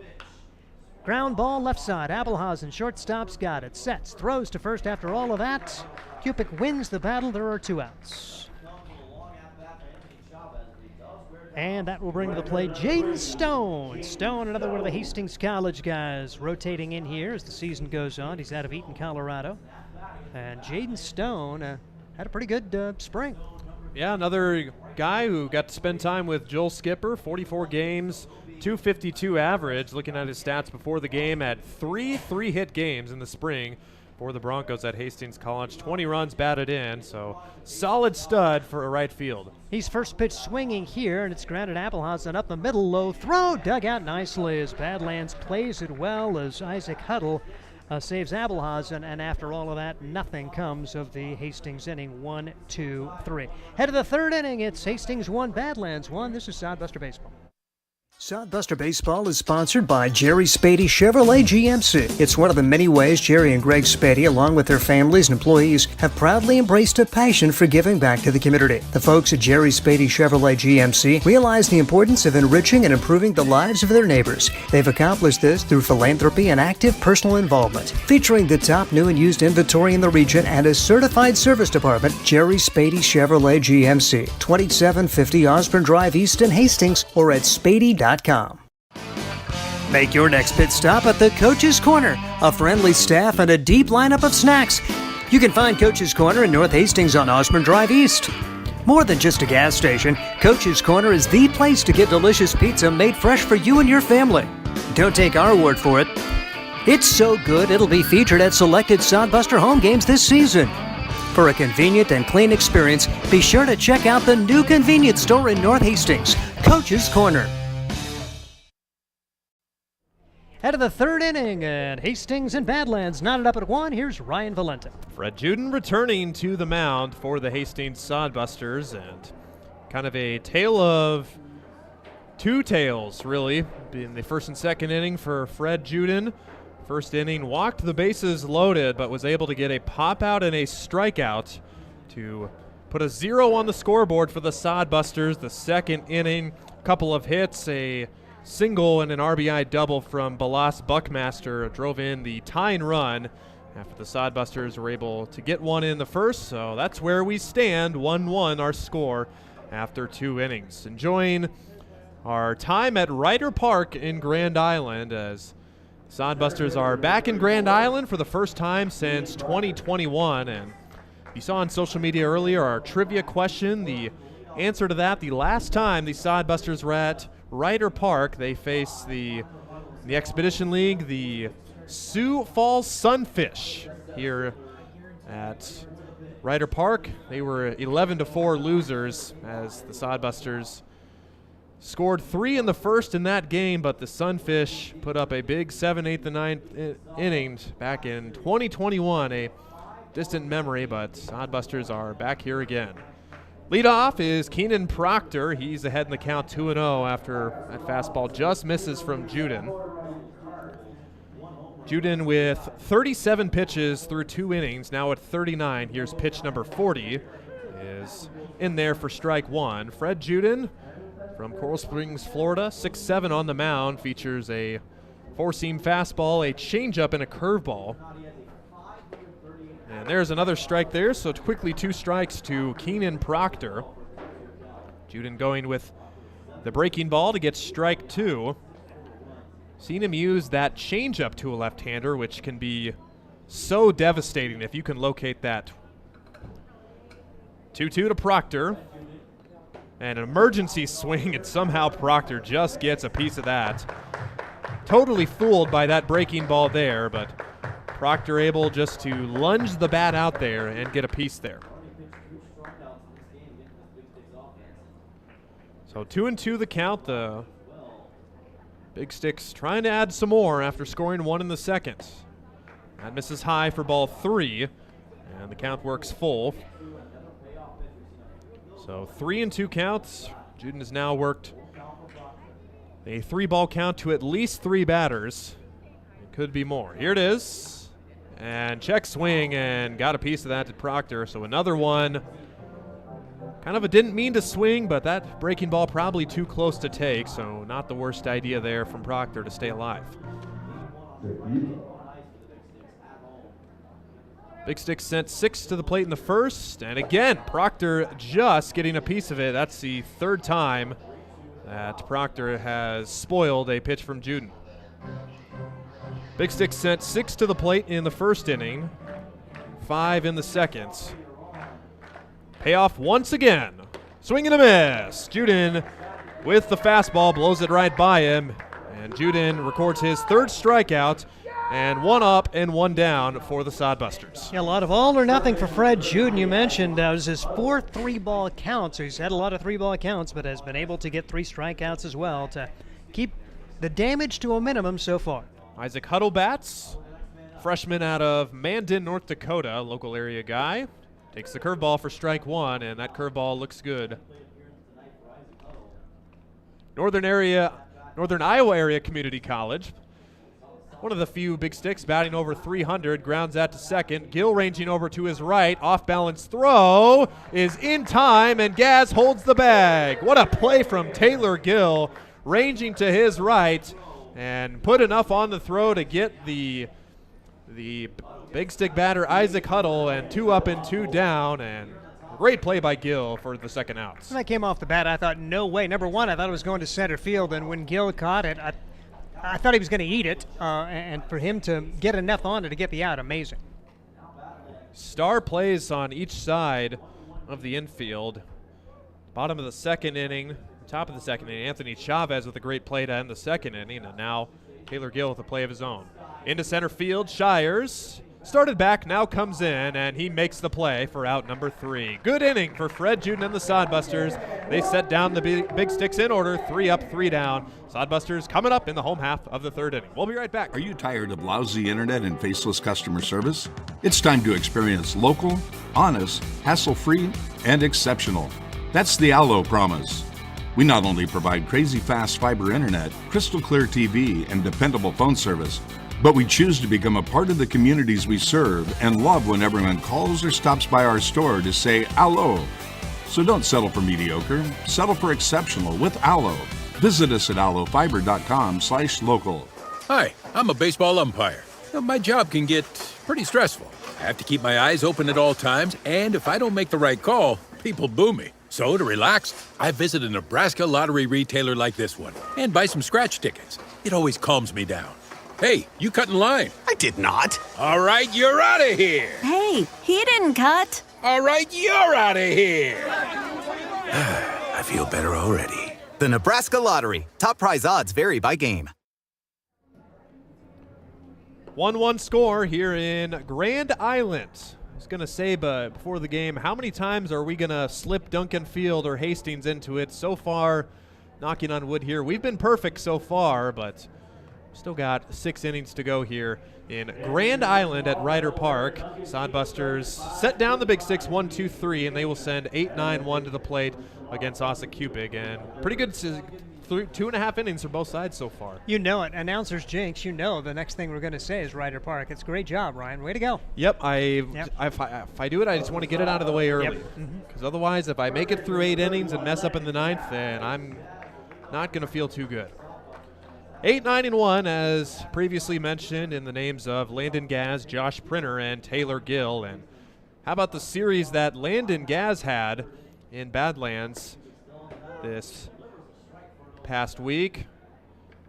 Landon Gaz in those 3 games went 5 for 12 with 3 doubles. Unfortunately, no men were on, so all the 3 of those doubles, none of them produced an RBI, as those 5 hits were, don't want to say all for naught, but not able to produce any runs, as Gaz is down in the count 0-2. Austin Kupik delivers 0-2. Swing and a miss. Down on 3 pitches, and Gaz is gone. And 1 up and 1 down for the big sticks in the 3rd inning. That'll bring up Josh Printer to the plate. Josh Printer has been the Sodbusters' starting shortstop just about the whole year.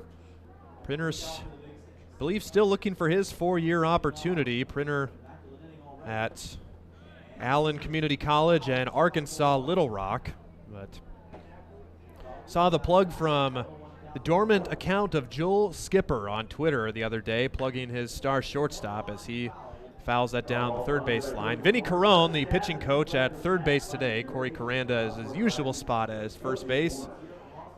And, of course, statistician Andy Chase, who Andy didn't have to drive too far from home today. He's a Grand Island guy and former OG Sodbuster. Into right center field, and that'll fall for a base hit for Josh Printer in between right and center field.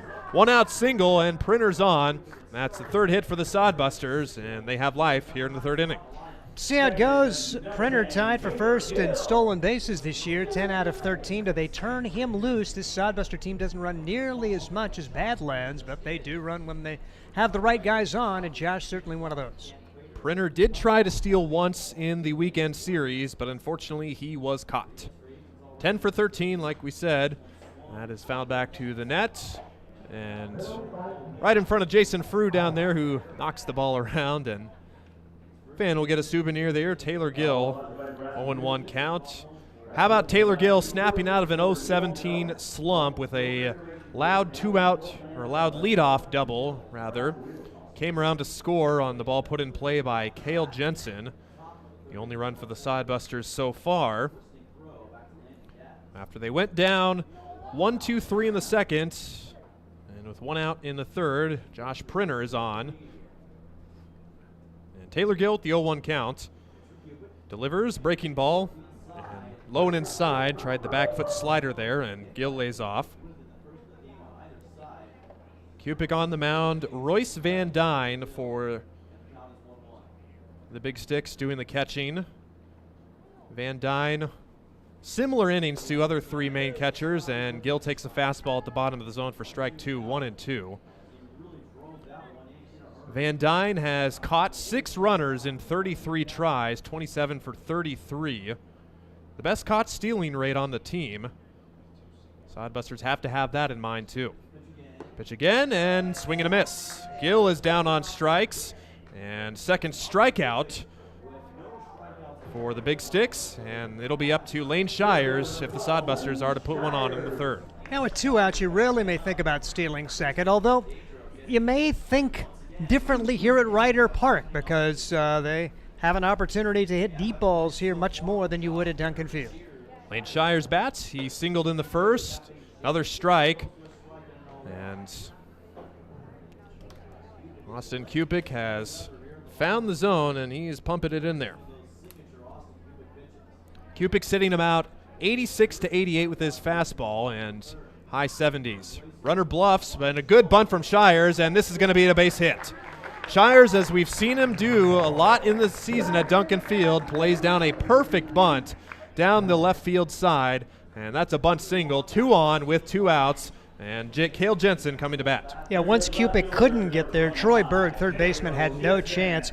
Printer, I'm not sure if he was going to go. He was off like 4 steps, and Cupid paid no attention to him. But as it stands, first and second at 2 outs, and we'll see if Jensen can come through. Like you said, if Cupid steps off, Printer's a dead duck at first base right there. So Sodbusters catch a break. Cale Jensen takes one in the dirt for ball 1 and went for the changeup there, and Jensen lays off. Again, the field here at Ryder Park a lot shorter than Duncan Field. Just about 330, 325 maybe down the lines, and about 375 to dead center field. Check swing, but called a strike. And it is 1-1 to Cale Jensen. Jensen with 5 home runs on the year, and like we mentioned earlier, team leader now in RBIs with 26, one ahead of Nick Jones. 27 would look big right here. And to the right side, knocked down by Huddle. He feeds the pitcher covering, and he's out. Cale Jensen just got there. Knocked down by Huddle, kicked out to Buckmaster at second base, who feeded the pitcher Cupid covering. And a lot of commotion on that play at the Sodbusters come up empty in the third. It's 1-1, 4th inning coming up. There's nothing like relaxing on a summer day. Nothing like taking in a Hastings Sodbuster baseball game. And there's nothing like an ice-cold Pepsi to make the day perfect. Pepsi Cola of Hastings wants to make your nothing like be the best day it can be, whatever the occasion. Enjoy your favorite refreshing Pepsi product throughout the Sodbuster season and make your nothing like memories. Pepsi Cola of Hastings, a proud sponsor of Hastings Sodbuster Baseball. Hastings Sodbusters Baseball's in full swing, bringing you another fun-filled summer of high-level collegiate wood bat baseball at historic Duncan Field. A great way to spend a summer evening with your families at a Sodbusters baseball game. Go online to HastingsSodbusters.com for their home game schedule or to purchase tickets. Hastings Sodbusters Baseball. It's a hit. Got the spirit of the game. The Hastings Sodbusters. Sodbusters with a big opportunity to take back the lead in the bottom of the third, but they are turned away on a little bit of skill and luck for the Big Sticks to end that inning. Diving play by the first baseman kicked off to the second baseman, and able to feed the pitcher covering for the out. And I think we were talking in the break that Printer was around third. He'd never hesitated. He would have scored on the play, but good play by the right side of the big stick infield to keep this game a 1-1 tie. Fred Juden will go back out on the mound for his 4th inning of work, and he will face 6, 7, and 8 in the big stick order coming up. Yeah, when it came off the bat, I thought it was going to get into right field cleanly, and then I thought, well, they probably saved a run, but Jensen was going to have an infield single, and darn if they didn't get the out too. Great play by the big sticks. And who says pitchers aren't athletes? Yeah, they throw the ball, but able to cover at first was Austin Kupik, and he helps his own cause. So, no, the 2 hits were left stranded. First pitch is in the dirt to Royce Van Dyne. Van Dyne caught looking at strike 3 to end the first inning with the bases loaded. And how big does that first inning look right now? The Sodbusters are tied at 1, but could have been a whole lot worse. Fastball misses up high, and Juden behind in the count 2-0. Van Dyne ahead. Van Dyne the backstop for the Big Sticks. Van Dyne team lead with 10 doubles on the year. Good location there on the fastball from Juden. Catches the outside corner for strike 1. Now 2-1. Sodbusters in their winning green uniforms this season. To the right side on a hop. Gill plays it and over to first in time for out number 1. Good play by Gill not to try and rush that process at all, and with the catcher running, had plenty of time to throw over to first. And 1 up and 1 down for Fred Juden. Yeah, Gill, great awareness as he was able to kind of watch the base runner as he saw the ball and knew he had the time, and there is an out to begin this 4th inning. Cam Uran is the next batter in the left-handed batter's box. Uran playing left field from Centennial, Colorado, a Metro State University guy, takes strike 1, and Juden ahead in the count. If he's able to get ahead in the count, Juden largely successful, especially making the Big Sticks put it in play.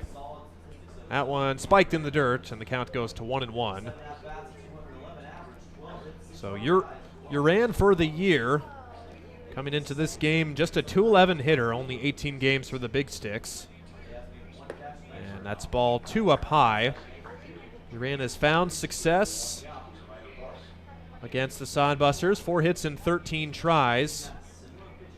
300 average. A double and an RBI, and he's walked 5 times. And just got a piece of that one off the glove of Cabranes, and the count goes to 2-2.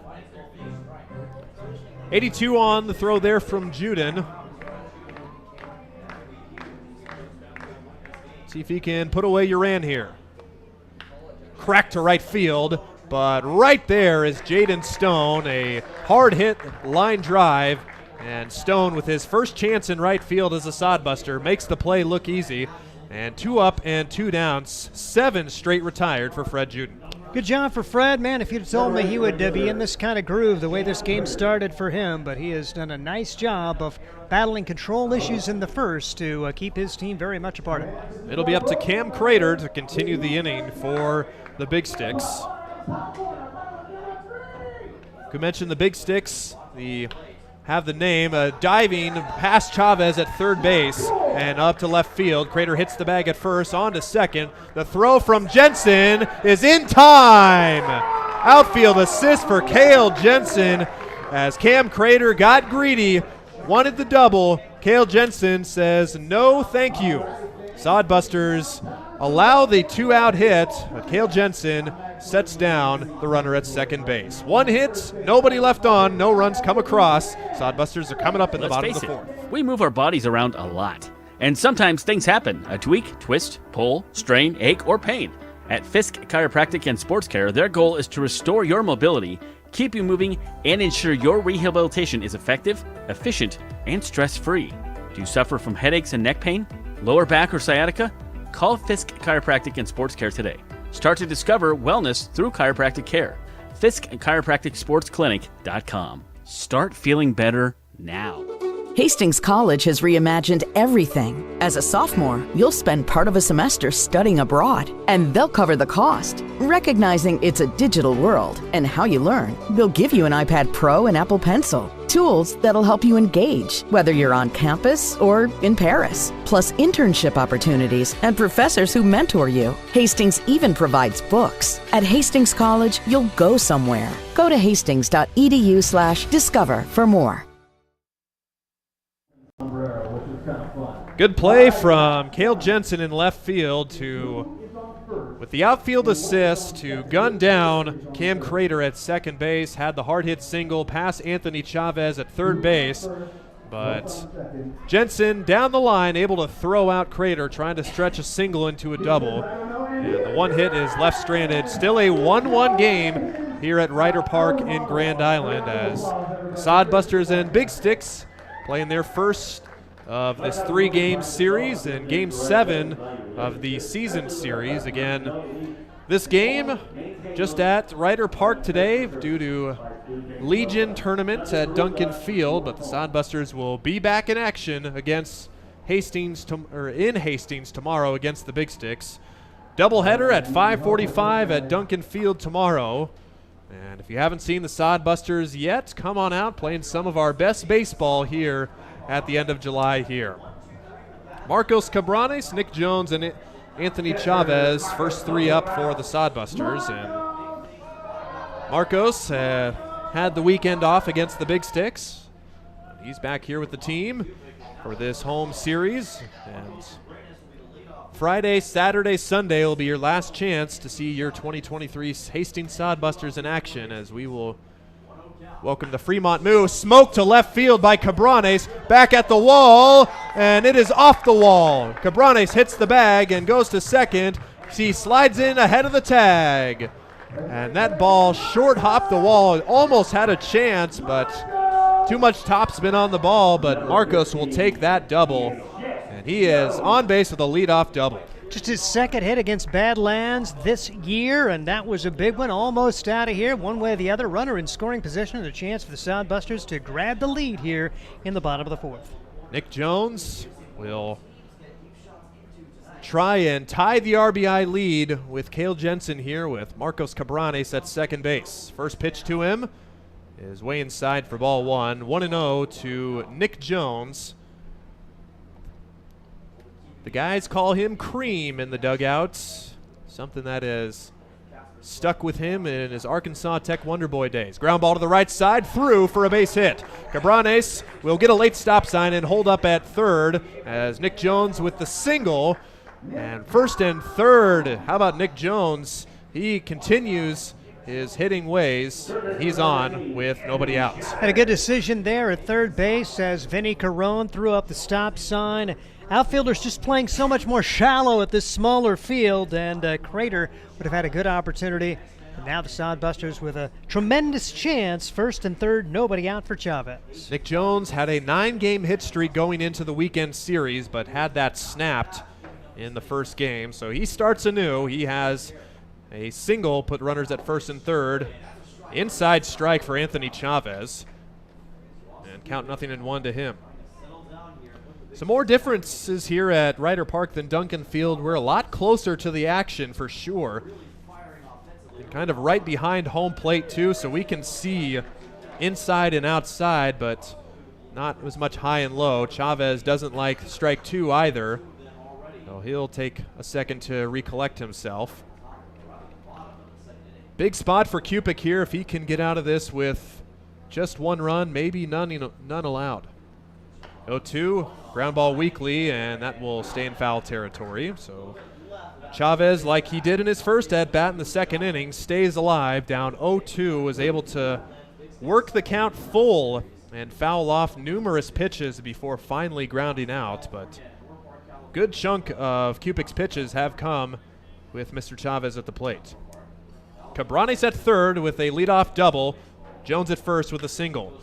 Soft liner into center field, and it'll fall in front for a base hit. They'll throw to second, and in time for the out. They force Jones out, but Cabranes scores.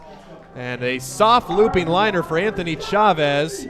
And Cabrane scores. The Sodbusters have the lead. It's 2-1 here in Grand Island. Yeah, unfortunate for Chavez, no base hit as they get the out there at second. I think it was a 9-4 put out to retire Jones. Chavez is aboard, but he does bring home the run, and the Sodbusters have regained the lead. So that's an RBI though, right? Oh, yeah. RBI, but no base hits. Yep, just like a fielder's choice grounder. I like RBIs. I'll take that over a hit. You bet. All right, Jaden Stone now batting. Stone shows bunt, lays it down. It's a good one. Cupic falls over. Third baseman collects it. Throw to first is in time. Wow, what a play by Berg at third base. Cupic, the pitcher, tried to field it but fell down. Berg was right there and able to throw on the run to gun down Stone at first base. And how big does that look? Instead of first and second with one out, now you just have second base with 2 outs. Really the last 2 plays, because it was a really good play to get the force at second, and then that time I actually think Cupic got out of the way for his third baseman. It looked like he was trying to avoid it, realizing he had no play if he got it, and Troy Berg, an unbelievable play at third base. Here's Landon Gaz, prime position with runner in scoring position for him. Sodbusters hitting .241 with runners in scoring position. Has dipped since the last weekend series, and swing and a miss, and good breaking ball from Cupic. Gets the swing and a miss from Gaz, and Gaz was a 3-pitch strikeout victim back in the 3rd inning. Count goes to 1-1 to him against Austin Cupic. Anthony Chavez at second. Jaden Stone sacrifices him over. After Chavez drives in Marcos Cabranes with an RBI fielder's choice. Swing and a miss. Cupic has Gaz's number so far. He has made him swing and miss on 4 pitches. See what Cupic comes up with here. He's been good with the curveball and the fastball. The 1-2 to Landon Gaz. Fastball outside for ball 2, and that missed in the left-handed batter's box. Not tempting enough for an offer. Landon Gaz just graduated high school, will be a UC Irvine Anteater in the spring. Breaking ball and swing and a miss. Gaz swings and misses at the breaking ball, and Cupic able to limit the damage to just 1 run in the second. But the Sodbusters have the lead. They lead 2-1 after 4 innings. 5th inning on, coming right up on Sodbuster Baseball. CPAs is your locally owned, full-service accounting firm. Our team of professionals have years of accounting experience and focus on building in-depth relationships with our clients. Our comprehensive and customized solutions are tailored to your specific needs. We pride ourselves in our commitment to integrity, objectivity, and professionalism. At Core CPAs, we provide tax services, payroll, bookkeeping, assurance and financial reporting, and much more. Visit our website at corecpas.us. Blue Fork Kitchen features elevated comfort food in a family-friendly, fast casual environment. With a full menu, you can sit down for a nice meal or order online for pickup. From salads and wraps to burgers and steaks, Blue Fork Kitchen has your kind of food. Open Tuesday through Thursday, 11 to 9 p.m., and Friday and Saturday, 11 to 10 p.m., with a special brunch buffet Sunday from 9 to 2 p.m. Blue Fork Kitchen is located in the Cimarron Plaza, 38th and Osborne Drive in Hastings. Like them on Facebook.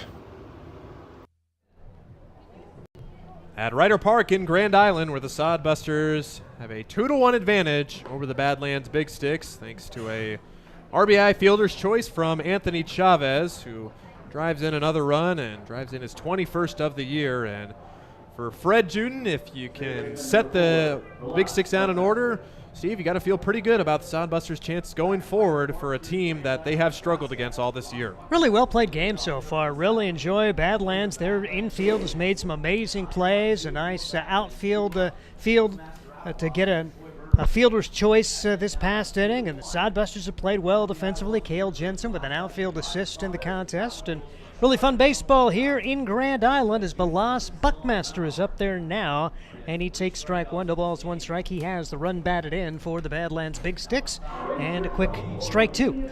And Fred, after that first inning where he threw only 7 strikes and 19 pitches, has come back nicely and has pretty well controlled the zone since. Gave a single to the 8-hitter and a double to the 9-hitter back in the second for the only run produced for Badlands. Sodbusters have regain the lead, and a swing and a miss as Balas Buckmaster offered at that one, and there's one man out. Don't think he agrees with that call there. He maybe wanted to ask the field umpire for help, but by the book, it is the home plate umpire's call to call a swing, and only if he is not sure, then can he appeal to first. But very clear right there that Buckmaster went around there, and a good start for Fred Juden. Marcus Abelhausen now. He's really looked good in the field on the left side. He's the shortstop, and he's first pitch swinging here and fouls it back. No balls and a strike on Abelhausen. Walked his first time up, but stranded at third, struck out in the second. We're now in the fifth inning. A fast-moving game at Ryder Park. Why do I say that? Should have never said that. But right now it's a fast-moving game at Ryder Park as the pitch is drilled to the right side. But the Sodbusters right there as the new right fielder, Jaden Stone, has had two pretty hard hit balls at him, and he's played them well. I was going to say, those are a couple of hard hit balls that have really just not gone as far as we thought they were going to go. Something in the air here in Grand Island is dragging these balls down, but that one works in the favor of the Sodbusters. 2 up, 2 down for Juden. Nearly 100 degrees, very little wind. Sometimes this is a real launching pad when you have your stereotypical July 15-mile-an-hour south wind. Fortunately, we don't have that today as the pitch is taken high and tight. There is action in the Badlands bullpen. We'll have to see how long they stick with Austin Kupik. Has looked pretty good. 1 ball and no strikes on Troy Berg. Berg is 0 for 1 in the game. He walked his first time up, then grounded out. Takes the pitch high for ball 2. 2 balls and no strikes. Sodbusters 2, Badlands 1. First of a 3-game series. The 7th game between these two teams. Badlands has won them all. All of those played in North Dakota. Last year, the two teams played only 3 times, and those games were in Hastings as the pitch is misses. 3 balls and no strikes. So Badlands making the return trip after 6 straight in Dickinson this year. 3 June 7th, 8th, and 9th, and then of course this past Friday, Saturday, and Sunday as the pitch misses high for a ball. So a good job for Juden to work the zone until this inning. He walked those 3 back in the first, his first walk since inning number 1. But there are 2 outs and no panic here. Just get Proctor and get out of this. Keenan Proctor will step in as he popped up his first time up. That was one of the key at-bats in the first inning. The first 2 had walked, and Proctor went after the first pitch he saw. I think we were all stunned that he did swing and popped it up.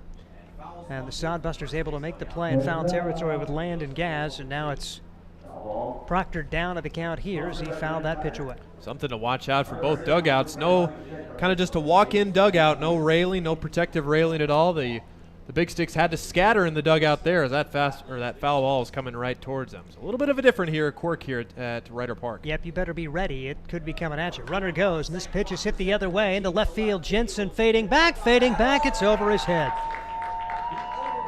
Here's Berg coming around third. He will score, and it's going to be an RBI double, and now the ball gets away. Runner advances to third as the Sodbusters not terribly good defensively right there as Cale Jensen never got a good read on it, as it will be a Proctor double, and then he advances on a throwing error to third, and we're tied up at 2.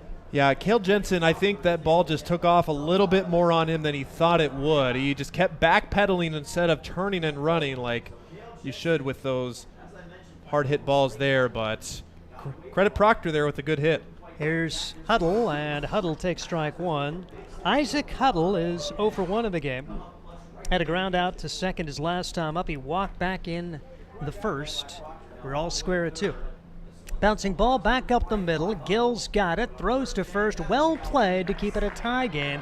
But Badlands gets a run on the board. 1 run, 1 hit, 1 error, and 1 man left. And we're into the bottom half of inning number 5. It's 2-2, and this is Sodbuster Baseball. Sodbuster Baseball is sponsored by Jerry Spady Chevrolet GMC. It's one of the many ways Jerry and Greg Spady, along with their families and employees, have proudly embraced a passion for giving back to the community. The folks at Jerry Spady Chevrolet GMC realize the importance of enriching and improving the lives of their neighbors. They've accomplished this through philanthropy and active personal involvement. Featuring the top new and used inventory in the region and a certified service department, Jerry Spady Chevrolet GMC, 2750 Osborne Drive East in Hastings, or at spady.com. Make your next pit stop at the Coach's Corner. A friendly staff and a deep lineup of snacks. You can find Coach's Corner in North Hastings on Osborne Drive East. More than just a gas station, Coach's Corner is the place to get delicious pizza made fresh for you and your family. Don't take our word for it. It's so good it'll be featured at selected Sodbuster home games this season. For a convenient and clean experience, be sure to check out the new convenience store in North Hastings, Coach's Corner.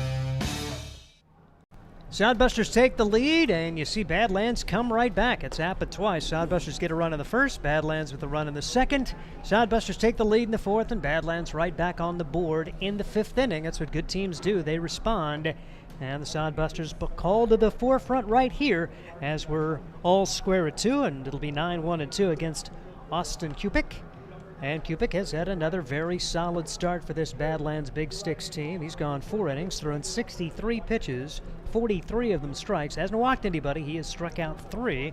Fred Juden, meanwhile, overcoming a very shaky start. He's thrown 75 pitches through 5 innings, but allowing 2 runs so far, striking out 4 and walking 4. And we'll see what Hastings can get done with Josh Printer. Printer with a single, his first time up. Sodbusters had a really good chance to put a crooked number on the board in the third, but could not get any runs across as they had first and second and had a ball headed toward right field that apparently was going to be a run, but Badlands making a really good play and a deflected ball by the first baseman. It got to the second baseman. He threw it back to the pitcher covering on a rare 3-4-1 put out to end that frame. Printer fouls the pitch away. 1 ball and 1 strike on Josh Printer for the Hastings Sodbusters. Printer against Badlands for the summer, 273. Does have a pair of multi-hit games, including on Saturday when he went 2 for 5 with a run scored. 1-1 pitch on the way. Printer takes this one on the inside corner. I'm not sure if Josh thought so. And the count goes to 1 ball and 2 strikes on Josh Printer. Number 9 hitter for Hastings with Taylor Gill waiting on deck. As Cupic brings it home. Inside, 2 balls and 2 strikes. Hastings Sodbusters and the Badlands Big Sticks. First of a 3-game series, then it's the Fremont Mood. It's been a while since the Sodbusters have seen the Mood. They had 9 games relatively early in the summer. Called strike 3, and Printer could not get the bat off the shoulder. I think that was the same place where strike 2 was. I don't think he liked either call, and that's 4 strikeouts now for Cupic. And back to the top of the order for Taylor Gill, who's 1 for 2, a double and a run scored. He struck out. He was the second strikeout victim for Cupic back in the 3rd inning. Right-handed pitcher, left-handed hitter. It's a 2-2 tie. Sodbusters have out-hit the Sticks 6-4. And Gill takes this one the other way. High pop up on the shortstop, makes a nice running catch. Marcus Abelhausen. There's 2 quick outs. Marcus has had a big day at the shortstop position for this squad from Badlands. I'll bring up Lane Shires. Shires right-handed hitter as he will stand in for the Sodbusters. A pair of hits for him in the game. An infield single his last time up after the single back in the first. Lane Shires for the Hastings Sodbusters. It's been a really nice, I don't say surprise, but he got off to such a slow start the first few weeks of the year. And to see the way he got it turned around after his 2-week break. When he left the team, Lane Shires was hitting 160 back on June 13th and came back with a vengeance and got his average all the way up to near 300. Backed it off a little bit after a tough series at Badlands. Takes a strike here, 1 ball and 1 strike, but he's back going again with a couple of hits. Off the fist right here. First baseman drops it. Shires hustles, throw to first. Safe. Seen such good defense, and that was about the most routine play we've had today. And Isaac Huddle just flat dropped it, tried to throw to the pitcher covering, and Shires is aboard with 2 outs. Yeah, definitely an error there as Huddle just probably thinking about getting back to the dugout too quick. Just took his eye off the ball in the last second and not able to feed the pitcher covering, but with the speed of Shires, able to beat that out and see if Cale Jensen can make the Big Sticks pay for their sloppy defense right there. Jensen certainly has the capability. Love to see him get into one right here. We'll see if they send Shires. Good speed on the bases. Jensen will drill this one to right side. If it is fair, it is gone. Home run! No doubter as Cale Jensen. That would have challenged Duncan Field. Ryder Park could not contain that, and the Sodbusters have regained the lead on a Cale Jensen home run his team leading 6th of the year. That's a good announcer's jinx right there. Cale Jensen does indeed make the Big Sticks pay for their sloppy defense. Fastball right there, and the right fielder, Crater, did not even bother to give that one the time of day. Crush job from Cale Jensen, 6th home run of the year, and the Sodbusters regain the lead in a big way. Wow, was that vaporized. That was awesome. Like I said, that would have been fun to see where that would have come down at Duncan Field, if it would have come down in Duncan Field, because that was a rocket. Jensen may have had his 2nd Duncan Field home run, although it's just amazing how big that field is. Would Duncan Field have held that one? We'll never know. Marcos Cabranes up there now. He doubled and scored his last time up as the Sodbusters answer Badlands' run with 2 of their own. No action for the Big Sticks right now. They did have right-handed action last inning. Count goes to 1 ball and no strikes on Marcos Cabranes. Here's the pitch, and it's low into the dirt. So after a very quiet start to the inning, a strikeout and a pop-up, the error allowing Lane Shires to reach, and Cale Jensen follows immediately with a 2-run home run. Sodbusters have now out-hit the Big Sticks 7-4. 2-0 pitch. Hard hit ball by the third baseman. And here goes Cabranes around first. He will hit the bag and put on the stop sign. Well played by the Badlands left fielder Cam Uram. Runs it down and holds Cabranes to a loud single, and the Sodbusters have had 3 straight reach with 2 outs. That is another hit for the Sodbuster offense. They have Cupic's number here in the 5th inning as they continue to threaten. And how big does that error look now? The Big Sticks should have been out of the inning. Now they trail by 2 runs. 2 unearned runs so far for the Sodbusters in the inning. Sodbusters trying to continue that trend right here with Nick Jones taking ball 1. Jones hit it pretty hard his first time up, lined out to left, then singled, and it was erased on a fielder's choice that got into center field, and Jones saw it get down but couldn't get to second in time to avoid being put out. 2-0 the count now on Nick Jones.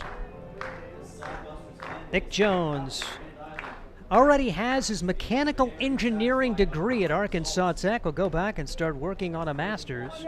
Pitch taken for ball 3, but 1 more year of baseball for the Arkansas Tech Wonder Boy, and the cool thing is he'll have younger brother Grant joining him there. Grant played for the Sodbusters for a time this summer, and hopefully Grant will come back next summer. 3-0 pitch on the way. Called strike 1. A single for Cabranes after a 2-run home run from Cale Jensen. Jensen, the team leader in that category, and extends his RBI lead with 2 more here today. 3-1 pitch on the way, and that's in the dirt.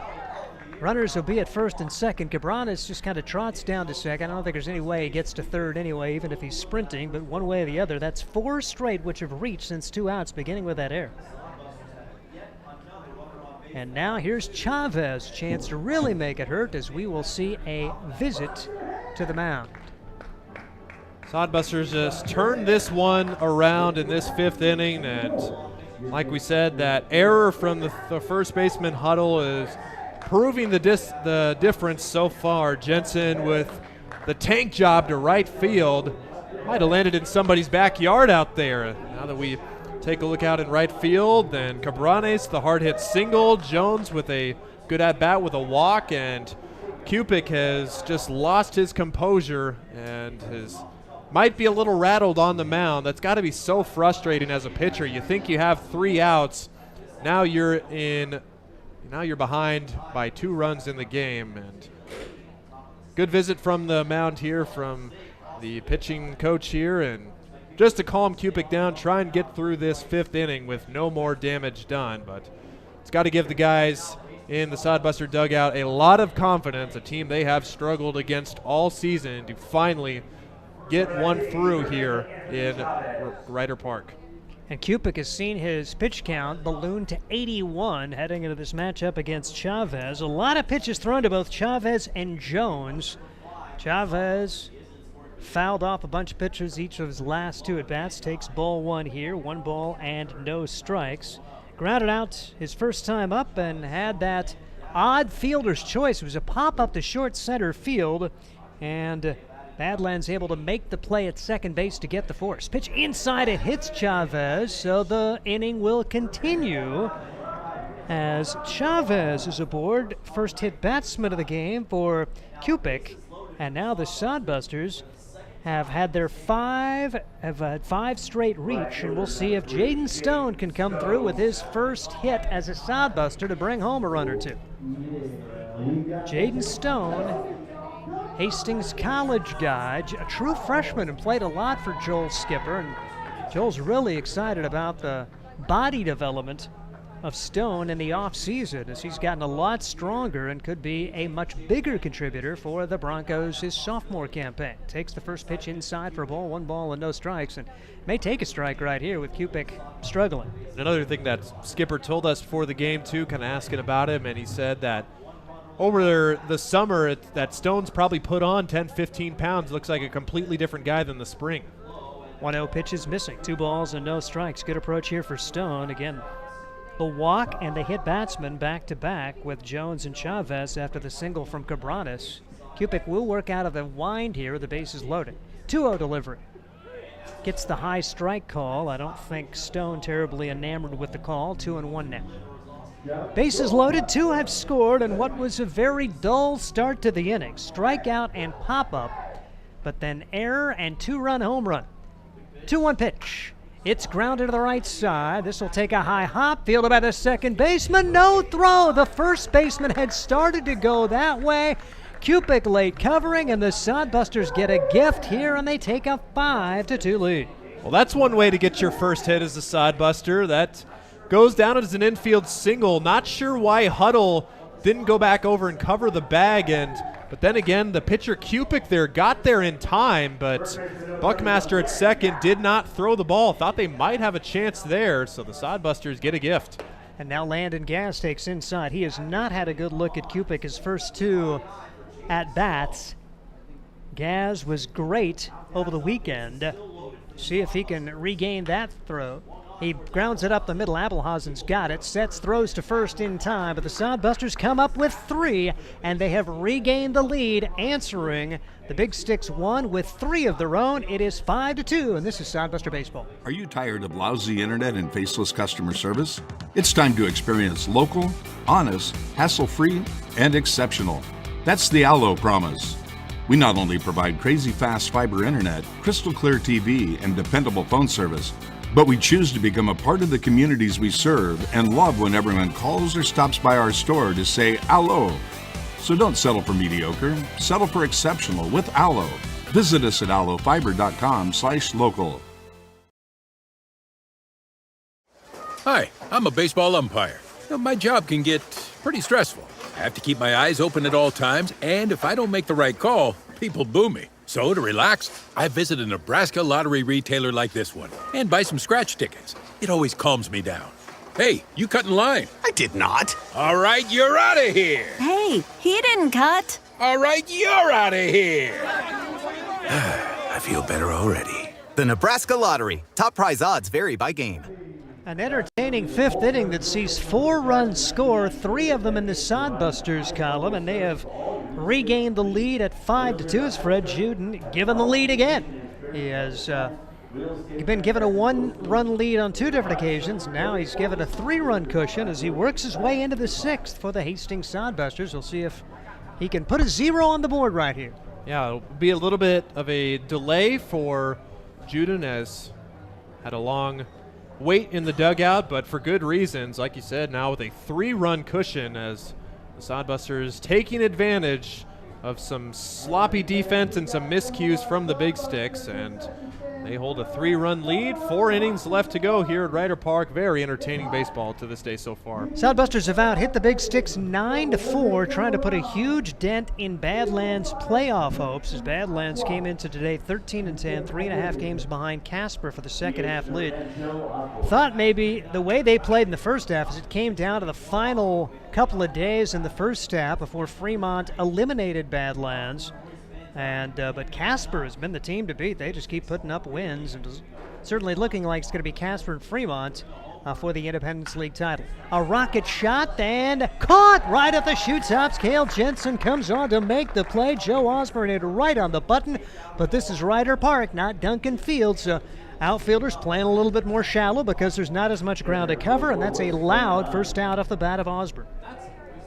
That's at least the third ball that we have seen the Big Sticks just rope into the outfield, but all 3 times it has been right at a Sodbuster defender. They can't find a break here right now. Royce Van Dyne up there. He is 0 for 2. Struck out looking his first time up, grounded out to second back in the 4th. We're now in the 6th. Sodbusters have a 5-2 lead, trying to beat the Big Sticks for the first time this year. They're 0-6. Pitch is taken for a strike. As you looked into this last homestand, Sodbusters are combined 0-15 against Badlands and Fremont, but doesn't matter now. And pitch is fouled away. It'll be interesting to see how Fremont plays that last series. They're going to be getting ready to go for the championship series. You would think that particularly Saturday and Sunday that they aren't going to be using any of the guys that they want to use the first couple of days of the playoffs from a pitching standpoint. Pitch swung on and missed in the dirt and picked up by Cabranes, throws down to Gas to complete the strikeout. 2 quick outs as Van Dyke goes down for the second time of the game. 5 strikeouts now for Fred. Yeah, and back to the playoff race, the Big Sticks will need some help. The Spuds, 2 remaining games against the Zap, and the Zap, they have just fell flat. They have not won a game since they got their Game 1 win in Hastings. Sodbusters then won the next 2, and Hawaii has seen the wheels come off. Meanwhile, Sodbusters probably playing their best ball. That 3-game series sweep at Badlands notwithstanding. Didn't really play that poorly, just didn't have the pitching they'd hoped for.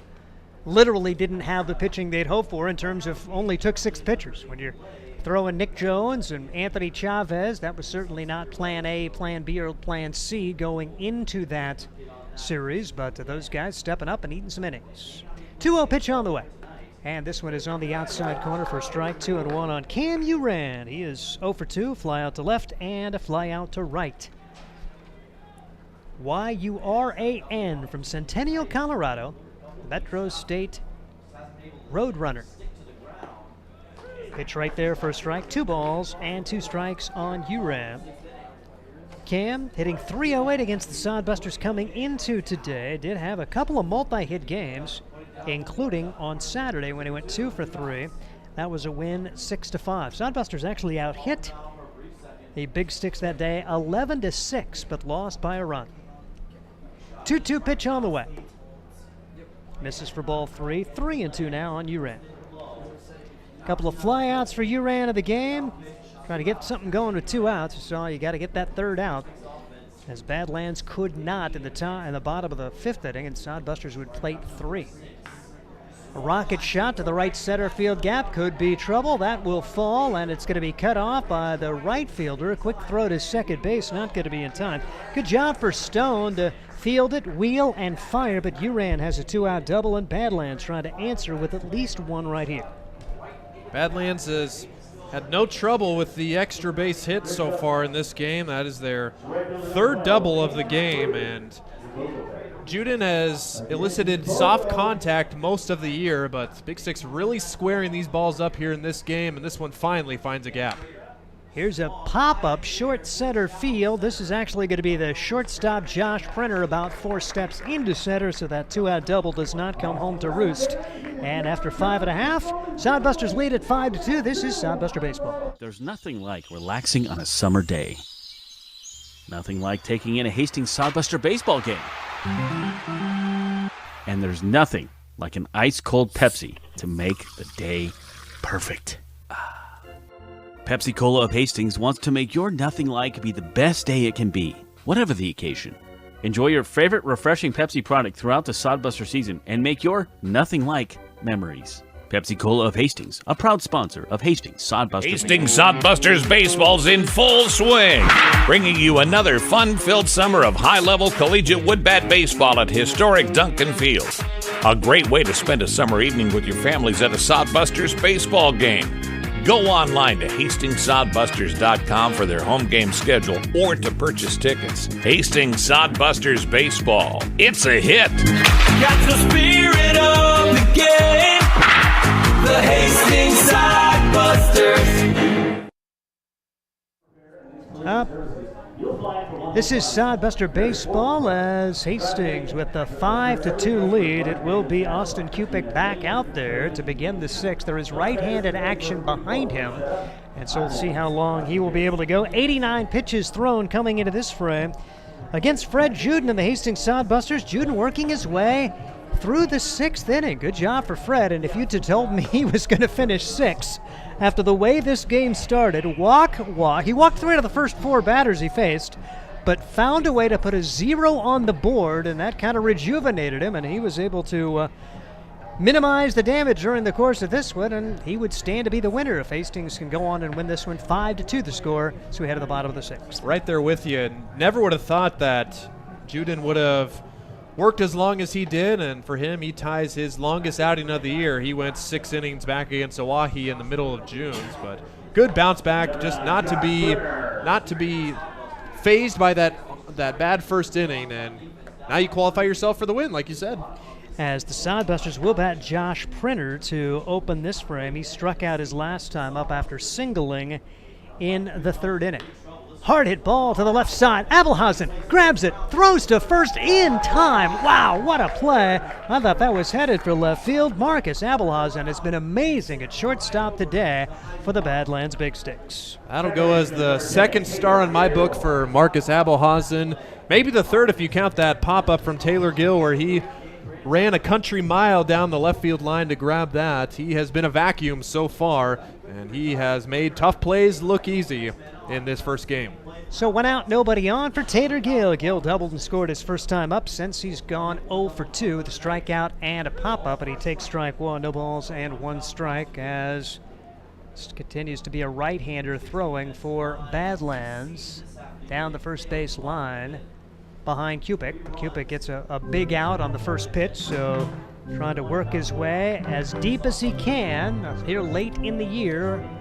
Both teams probably challenged with their pitching staffs. 2-1 delivery, and this one is rocketed foul as hit very hard and over into the parking lot, gravel parking lot here at Ryder Park in Grand Island.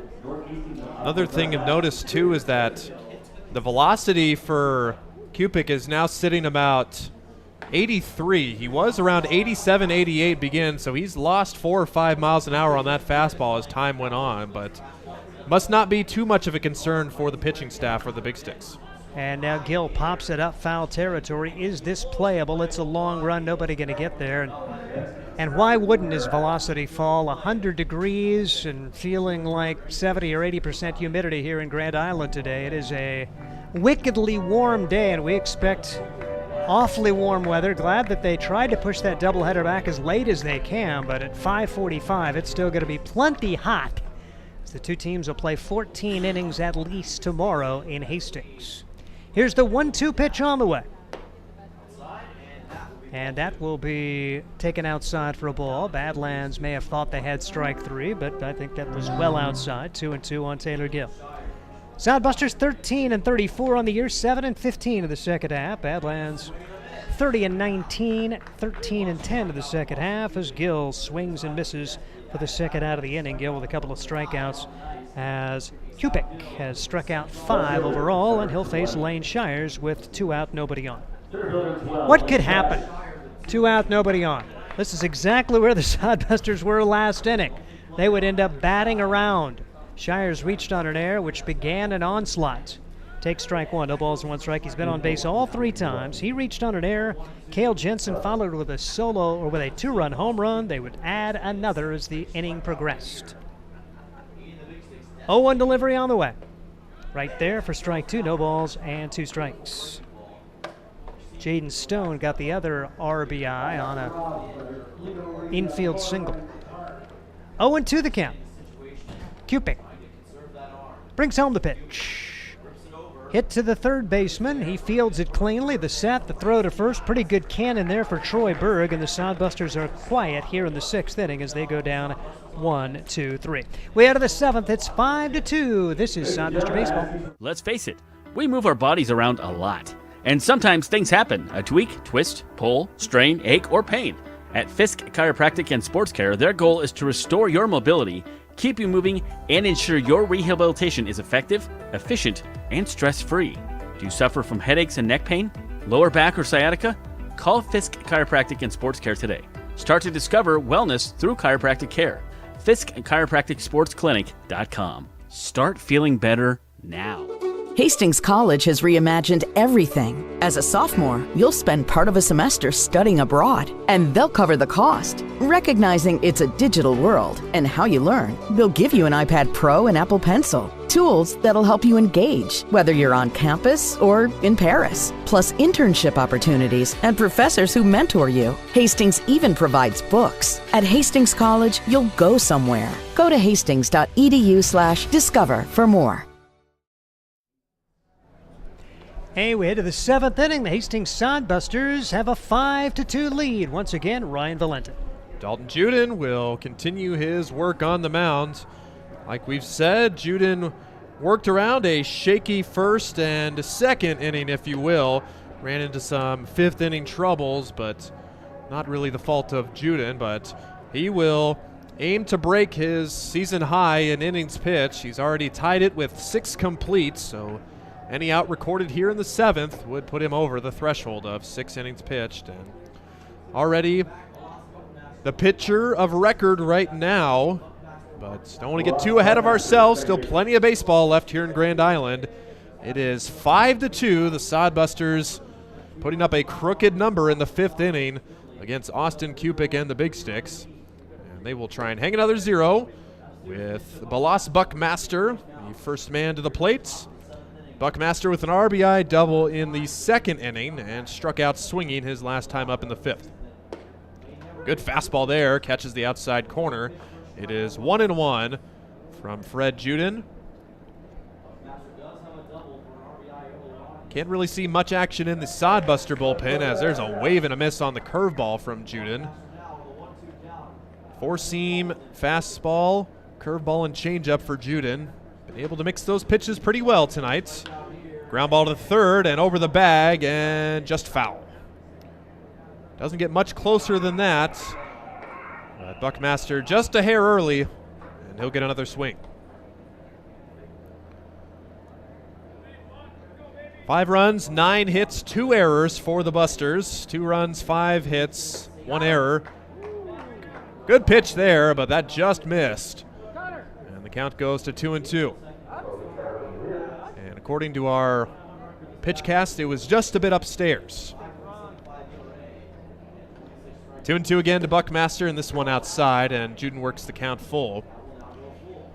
Really turned around his season. Fred Juden had severe command issues starting off the season, but in his past 2 starts, he has settled in nicely in Sodbuster. Breaking ball right there for strike 3. Buckmaster thought he had ball 4, but he will head back to the dugout, and Juden with another strikeout, his 6th of his outing into the 7th. One way or the other, he was heading away from home plate, but Buckmaster has to go to the dugout instead out of the first base bag and a large first out here in the 7th. And we are going to see a mound visit, and that is Andy Chase, usually the statistician, but perhaps he's taking the pitching coach approach today, and he's going to take out starter Fred Juden from the game, and he will get a big hand, and rightfully so. Fred Juden with just 2 runs over 6 1/3 innings here at Ryder Park as he tags the Sodbusters to a 3-run advantage thanks to his grit and tenacity on the mound. Sodbusters will go to a new arm. They lead 5-2 with 1 out in the 7th. We'll be right back on Sodbuster Baseball. Are you tired of lousy internet and faceless customer service? It's time to experience local, honest, hassle-free, and exceptional. That's the Allo promise. We not only provide crazy fast fiber internet, crystal clear TV, and dependable phone service, but we choose to become a part of the communities we serve and love when everyone calls or stops by our store to say Allo. So don't settle for mediocre, settle for exceptional with Allo. Visit us at allofiber.com/local. Hi, I'm a baseball umpire. My job can get pretty stressful. I have to keep my eyes open at all times, and if I don't make the right call, people boo me. So to relax, I visit a Nebraska lottery retailer like this one and buy some scratch tickets. It always calms me down. Hey, you cut in line. I did not. All right, you're out of here. Hey, he didn't cut. All right, you're out of here.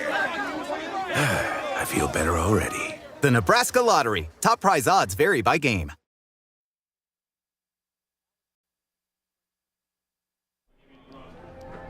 New pitcher on the mound for the Sodbusters. Another phantom Luke Wenzel on the mound. Second time we've seen a player wearing 13 not named Luke Wenzel. This is Alec Fichter. Alec Fichter was used in the Road Series earlier in the year. So he has pitched one time for the Sodbusters already, but he rejoins the team. He's another Hastings College guy. Fichter from Missouri Valley, Iowa, went to Missouri Valley High School. Pitched 32 2/3 innings for head coach Joel Skipper for the Broncos in the spring. 18 appearances with a 1-1 record and a 3.58 ERA on the season. He comes on, the left-hander in relief of Fred Juden, who pitched 6 1/3 very good innings, just allowing 2 big stick runs and 5 hits. And he comes on with 1 out and the base is empty, and the top of the lineup for the Big Sticks. Chance to play a little situational baseball, as you had the good lefty at the top of the order, Marcus Abelhausen. Now you bring in a lefty to try to get him among these other Badlands Big Sticks players. And was mistaken on the appearance. Fichter actually pitched in the away series against Fremont the day after Independence Day. His lone outing, he went 2 2/3 innings, allowed 3 runs on 4 hits, 3 walks, and 5 strikeouts. But if he can throw that slider right there, he will be in the driver's seat for his outing. Great pitch there to Marcus Abelhausen, who is 0 for 2 with a walk. He walked in the first inning but was left stranded. Fastball just misses upstairs. It's 1-2 to Marcus Abelhausen. The Big Stick left-hander. Ground ball and foul to the right side, and Abelhausen will do it again. Bats from the left-handed batter's box, but throws right-handed. Don't see too many of those, but it's always a cool little quirk about guys. Here's the pitch from Fichter. It's in the dirt, and the count goes to 2-2. Fichter kind of with a sidearm release, and Abelhausen heading back to the dugout. He might need some extra grip, as he's going to get some extra stick on the lumber there. A little bit head back to the batter's box. 2-2 count. Alec Fichter on the mound for the Sodbusters. The defense on the infield playing Abelhausen to pull to the right side. Gill at second base, far over. Swing and a miss, off speeder, and just got a piece of it, but into the glove of Cabranes, and Fichter, his first batter, he strikes him out, and they're 2 out in the 7th. Certainly giving him an opportunity to face more, and Badlands likely going to have a new pitcher, as Austin Kupik hit 101 pitches that last inning. They continue to warm a right-hander in advance of the bottom of the 7th. So both pitchers approaching the maximum of 110 pitches in the Independence League rules. First pitch from Fichter is high and away for ball 1 to Troy Berg. Berg with a 2-out walk in the 5th and able to come around to score. It's been a story with 2 outs for both sides as Berg takes strike 1. Juden got the first 2 outs in the 5th, but then a walk and an RBI double scored the second Big Stick run. Pitch from Fichter is nowhere close, and it is 2-1. Berg just 0 for 1, has walked in 2 of his plate appearances and grounded out in between the first and third. 2-1 is high and outside for ball 3, so Fichter behind in the count 3-1 to Troy Berg. Sodbusters playing home away from home, just up the street to the north in Grand Island. Good pitch there, but misses inside for ball 4. And Fichter works the walk. I should say Berg works the walk. Fichter asking home plate umpire where that was, and according to him, just a little bit inside, and a 2-out walk. And don't want to give the Big Sticks any edges here. You have Keenan Proctor up. Try and take advantage of the 2-out walk. First pitch to him is outside for ball 1, and Fichter falls behind on the first pitch. Proctor with a team best 377 average, but he extended that with a RBI double. Ground ball to the and just foul, and not by much. Past the diving Gaz, but according to the home plate umpire, just to the right of the bag, and everyone will gingerly stroll back to their bases, and Berg almost had another extra base hit. Proctor's not happy. The first base coach is not too terribly pleased. The Sodbusters will take that as almost a carbon copy of the fifth inning with a walk and a two-out double, because Proctor probably would have been at second, and you would have seen Berg motor all the way from first to score the run. Proctor, a UCLA product, playing in summer ball in North Dakota. Wade outside and downstairs, and Victor works the count to 2-1. Good battle here from Proctor. 1 for 3. Had the RBI double in the fifth inning that went over the head of Cale Jensen. Could have been out number 3. Victor delivers, breaking ball, catches the outside part of the plate for strike 2. 73 on that breaking ball there from Victor. Proctor and the Big Sticks down to their last strike here in the 7th. The pitch, good breaking ball, but Proctor able to lay off. It's 3-2. So that'll give Berg at first a head start. Anything in the gap could be trouble. Berg second on the team in steals, so no, he has speed. Fly ball to center. Shires coming in. Now back towards center and makes the catch for out number 3. The 2-out walk is left at bay, and the Big Sticks do not score in the 7th. Sodbusters still with a 5-2 lead as we go to the stretch here in Grand Island. Let's face it, we move our bodies around a lot. And sometimes things happen. A tweak, twist, pull, strain, ache, or pain. At Fisk Chiropractic and Sports Care, their goal is to restore your mobility, keep you moving, and ensure your rehabilitation is effective, efficient, and stress-free. Do you suffer from headaches and neck pain, lower back or sciatica? Call Fisk Chiropractic and Sports Care today. Start to discover wellness through chiropractic care. Fisk Chiropractic Sports Clinic.com. Start feeling better. Hastings College has reimagined everything. As a sophomore, you'll spend part of a semester studying abroad, and they'll cover the cost. Recognizing it's a digital world and how you learn, they'll give you an iPad Pro and Apple Pencil, tools that'll help you engage, whether you're on campus or in Paris, plus internship opportunities and professors who mentor you. Hastings even provides books. At Hastings College, you'll go somewhere. Go to hastings.edu/discover for more.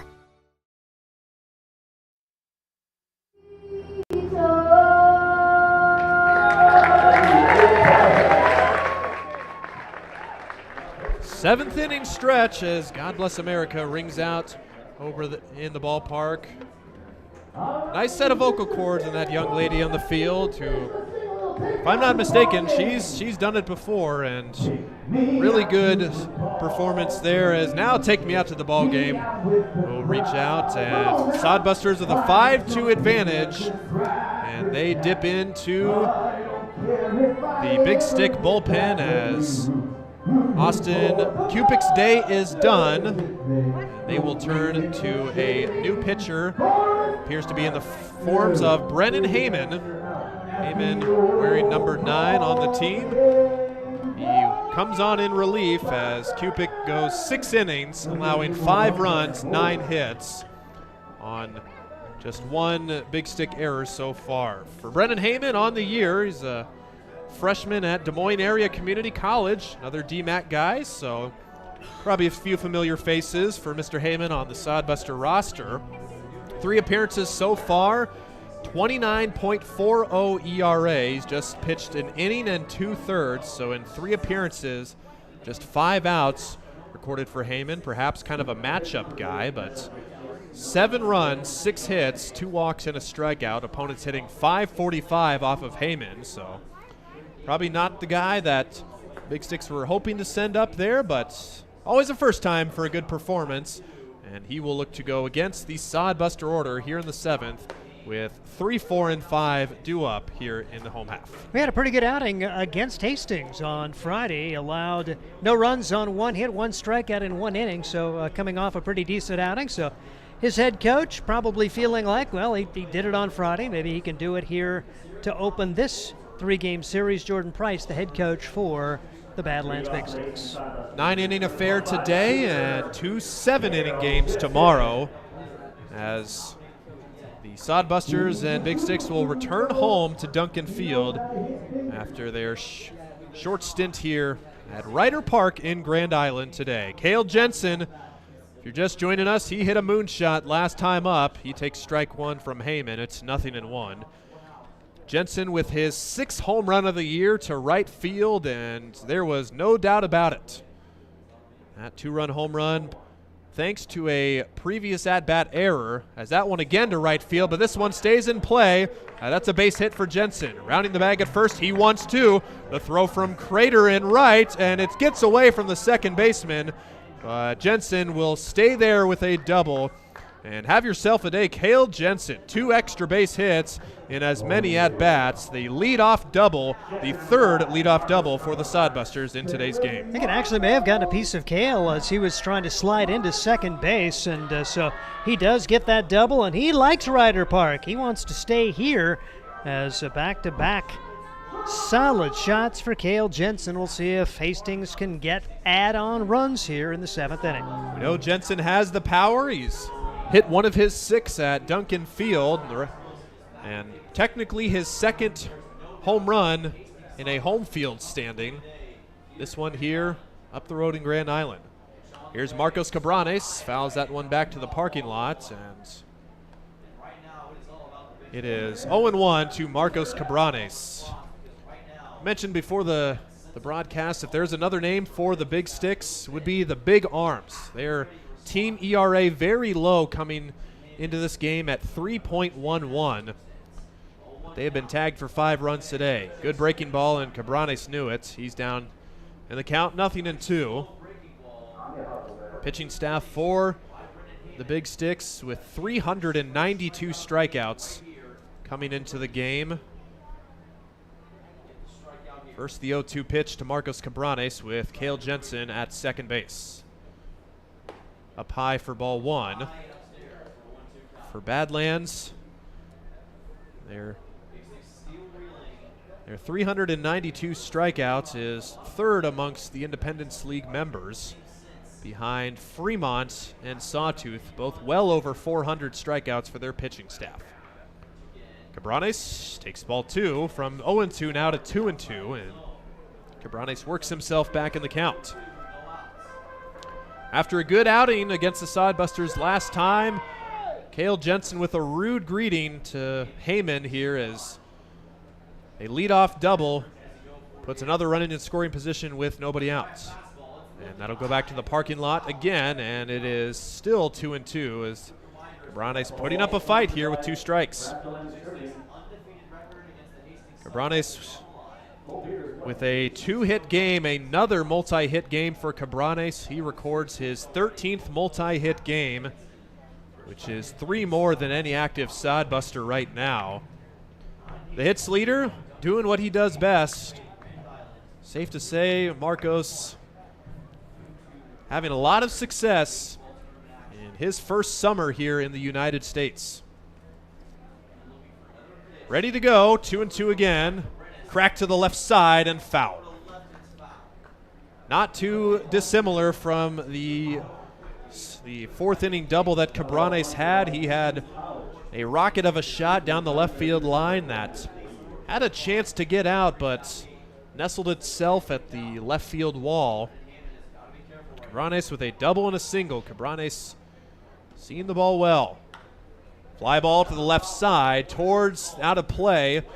Going back is Uran, and he will run out of room just beyond the left field foul line. And Cabranes stays alive there. That's about 10 feet from staying in play and recording the first out, but Cabranes staying tough. A lot of the Sodbuster batters have seen more than 7 pitches against the Big Sticks pitching staff. 2-2 again. just high. And perhaps anybody else but Marcos Cabranes with this short stature, that's probably a strike at the top of the zone. Cabranes with his height to his advantage draws ball 3. Jensen with the leadoff double. Now Marcos Cabranes with a full count pitch. Way high and tight. Then Cabranes is walked. And he reaches base for the 3rd time in as many at-bats. And there are 2 on with nobody out. And a big opportunity for Nick Jones to break this one open. How will the Sodbusters play it? Jones can handle the bat well. Do you bunt? Get Chavez with 2 in scoring position. Nick's asked to do a lot for this team, but he's got such a tremendous eye as well. Let's see what he is going to be asked to do. Not bunting, and takes ball 1. Sodbusters in this situation have bunted quite a bit. It's not something that they're afraid to do, especially with their power guys at the plate. Just getting those runs across small ball, but with a smaller field, perhaps they're trying to swing for the outfield here. To the left side and through for a base hit. Nick Jones with another hit. Cale Jensen gets the green light. The throw from Uran to the plate is in time. I don't know about that. I thought Jensen got under the tag. It was a barehanded catch by Van Dyne as he went down to tag Cale Jensen.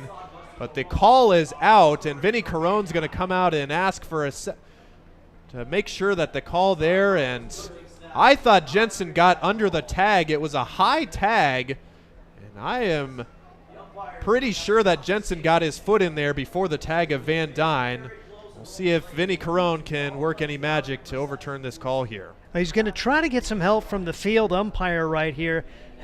It was an unusual play and an amazing stop for Van Dyne as he grabbed it with the bare hand. The question is, did he tag him with the ball or with his glove? He reached down for both, and I think that's what Vinny's asking for right here. Was the tag applied with the ball or was the tag applied with the glove? And even if he did get the tag there, I thought that Jensen's foot was well across the plates. You know, with that pop-up slide, maybe Jensen missed the base, but they will confer. And I don't think they're going to change this call. The home plate umpire had the best view of it. And no significant call there, so it appears that the call will stand. So an outfield assist from Uran in left field. And that is his 2nd in the game. And they are going to keep the out call.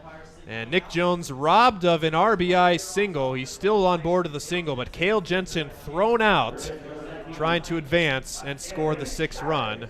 So it remains a 5-2 game with 1 out and runners at 1st and 2nd for Anthony Chavez. Despite the fact we've seen 3 errors in the game, there's been some really good defense, and that was an amazing throw and a better catch by the catcher, and apparently got the tag down in time. Anthony Chavez bats. A low strike is called for strike 1.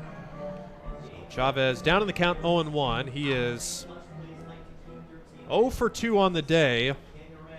He was that close to having an RBI single in the 4th, but settled for an RBI fielder's choice as he swings in that miss from Heyman.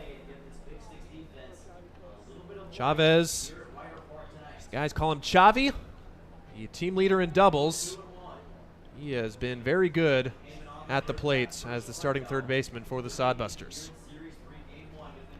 Runners at 1st and 2nd. There goes Cabranes to 3rd. It grounded out to the 3rd and through. And Cabranes will come around to score. A hit-and-run action and an RBI single from Anthony Chavez as Cabranes running on the pitch, able to score on the soft ground ball to left field. It's 6-2 Sodbusters. Big for Hastings. Who's going to pick the team up after that big defensive play earlier? The first 4 have reached against Heyman here in the 7th, and the Sodbusters not done as they try to maybe put this baby on ice with a big crooked number. It'll be up to Jaden Stone now with 1 out. And with the single to left, that is now a dozen hits for the Sodbusters. Strike 1 on the outer half to Jaden Stone. So after what we thought would have been an RBI single, the for sure RBI single, Chavez says, I got you guys. I'll drive one in myself. Pick off to 2nd, and back in safely is Jones, as credit Abelhausen, he wasn't even at the bag and able to keep that in front, and from going into center field. Count remains 0-1, 1 out. Runners at first and second for Jaden Stone, making his Sodbuster debut, and takes ball 1 downstairs. It's 1-1. Stone with a couple of good plays out in right field. Joel Skippers spoke very highly of him before this game, saying that he has a lot to offer for this Sodbuster team in the last week of this season. 1-1. Way high and way outside for ball 2. It's 2-1. Got Landon Gaz waiting on deck. Josh Printer in the hole, and then the top of the lineup. Sodbusters finishing their way through the 4th time of the lineup. Step off from pitcher, and nothing doing. Runners will stroll back to take their leads once again as Heyman resets. Pitch to Stone. Generous call on the outside half for strike 2, and it's been a strike all night. That pitch is getting the zone, and the count goes to 2-2. 84 miles an hour on the fastball from Heyman. And home plate umpire, I think he's getting some flack from the guys in the Sodbuster dugout. He just gave the knock it off sign. Somebody must be chirping over there, and he said enough. Was a close pitch. Sodbusters, it's part of the game. You can let the umpire know what you think, but don't want to be too demonstrative. 2-2 in the dirt, and it gets away from the catcher, and the both runners will move up. Van Dyne behind the plate, not able to keep that one close enough, and Jones and Chavez advance to second and third, and the count goes full to Jaden Stone.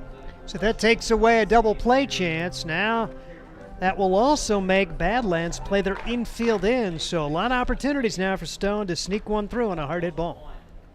Now 2 in scoring position with 1 out. They bring the infield in for Jaden Stone. Full counts, fouled back, and too close to take there. Stone spoils that, and the count remains full. Sodbusters hitting .241 with runners in scoring position. Anthony Chavez with that RBI single improves his batting average. 3-2 again. Ball 4 outside, and that didn't miss by much. And after Sodbusters giving the home plate umpire some flack, I thought that might have been strike 3 right there, but Stone works the walk, and the bases are loaded. First 5 have reached now. There's no action in the Badlands bullpen, although there will be a visit to the mound. So now here's a huge chance for the Sodbusters to blow this baby wide open. Landon Gaz really happy to see Austin Kupik gone after he went 0 for 3 against him. New blood in there, and see if Landon can find a gap. Landon, could he find a gasp? Ooh. Nah, I don't think so. Gasmanian Devil was awesome. I'd like to point out, too, that Jason Frew, I came up with that one first, so you're going to have to buy. I'll sell you as long as you give me royalties for it, I'll let you have it. Bases Put some loaded. gas on the fire, man. There we go. Okay. He's got the gas. Can he put it in the engine and get this Sodbuster engine running? They're running so far for 6 runs, 2 runs for the Big Sticks, and Gaz with a big opportunity here. First pitch is upstairs, went to the breaking ball, and it's 1-0. Gaz struck out swinging in his first 2 at-bats and grounded out in his 5th inning at-bats. Like you said, very happy to see Kupik gone. Did not see the ball well against him. Breaking ball finds the zone for strike 1, and it's 1-1.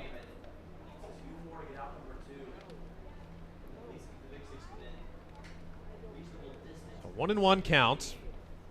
Bases loaded of Busters. Swing and a miss. Went to the fastball this time, and count goes to 1-2. So Gaz, after having a nice series on the road against the Big Sticks, not found his hitting ways tonight. Jones at third, Chavez at second, Stone at first. 1-2 way high for ball 2, and Gaz goes to his eyes. Something might have flown in his eyes as pitch was coming in. Good thing that one wasn't close. 2-2 pitch to Landon Gaz from Heyman. Got him swinging. Gaz strikes out for the third time swinging, and he is turned away. Sodbusters will turn to Josh Printer to get it done in the 7th. The first batter retired there for Heyman, and now the Sodbusters in danger of squandering a major opportunity. They have one across, but it's almost a win for Badlands if they get out of this with just 1 run left. Josh Printer had struggled against the Big Sticks until last series. He went 4 for 12 in the weekend series. Up high for ball 1 and 1-0 from Heyman. Printer with 4 for 12 in the series and drove in a run. He's now 6 for 22 in 6 games against the Big Sticks this year. The 1-0 pitch, breaking ball, and gets the call there, and Printer not able to pull the trigger, and the count goes to 1-1. Printer 1 for 3 with a single in the 3rd. Strikeout and a ground out to his ledger tonight. 6 runs, 12 hits for the Sodbusters, already 3 hits this inning. 1-1, check swing didn't go.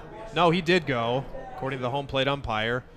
Printer not able to hold up, and the count goes to 1-2. Brennan Heyman trying to work out of trouble here, just allowing the 1 Sodbuster run. Just missed on the breaking ball, and that didn't miss by much. Really close to take with 2 strikes, but Printer, with a good eye, guesses right, and the count improves to 2-2. Right in center field, not playing too deep for Printer. Misses again, and a couple of Big Sticks thought they had the strike 3 there, and man, it doesn't get much closer than that.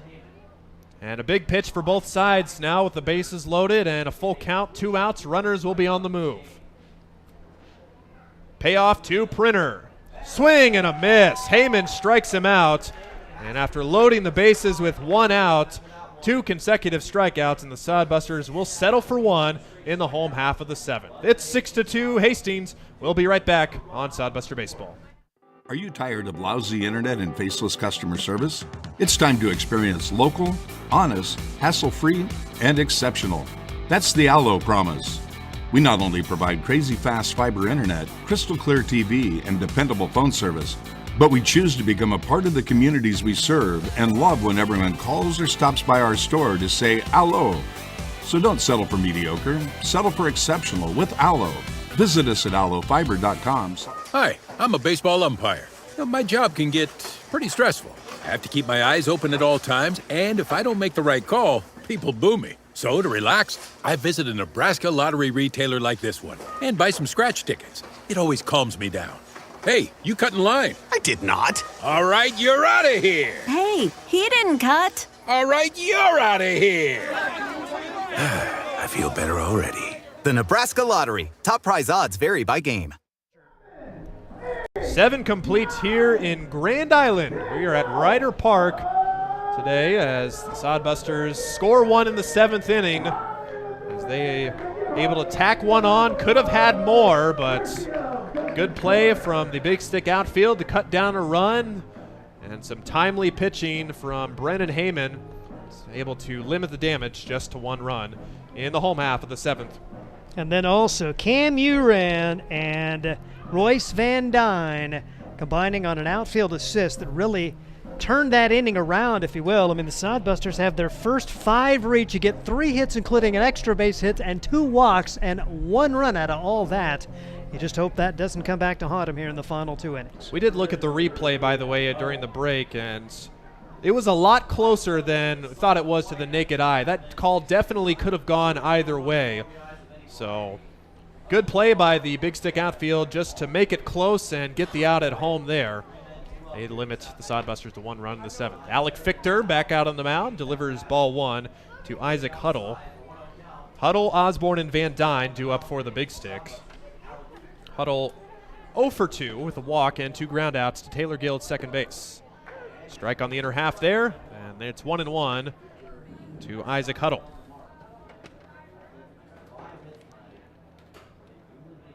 Huddle on the year, a 302 average.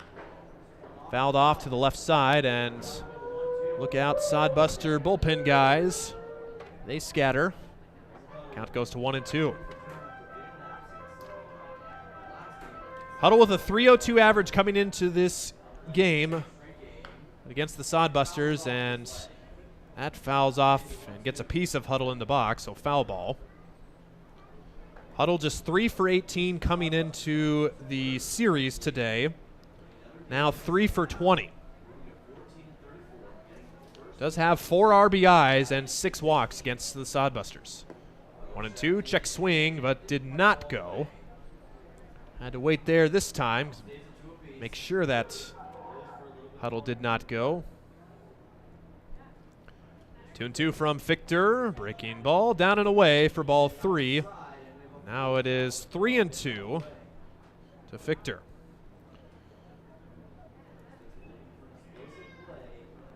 Fichter with 17 pitches in the first inning, and there's a called strike 3 right on the outside part.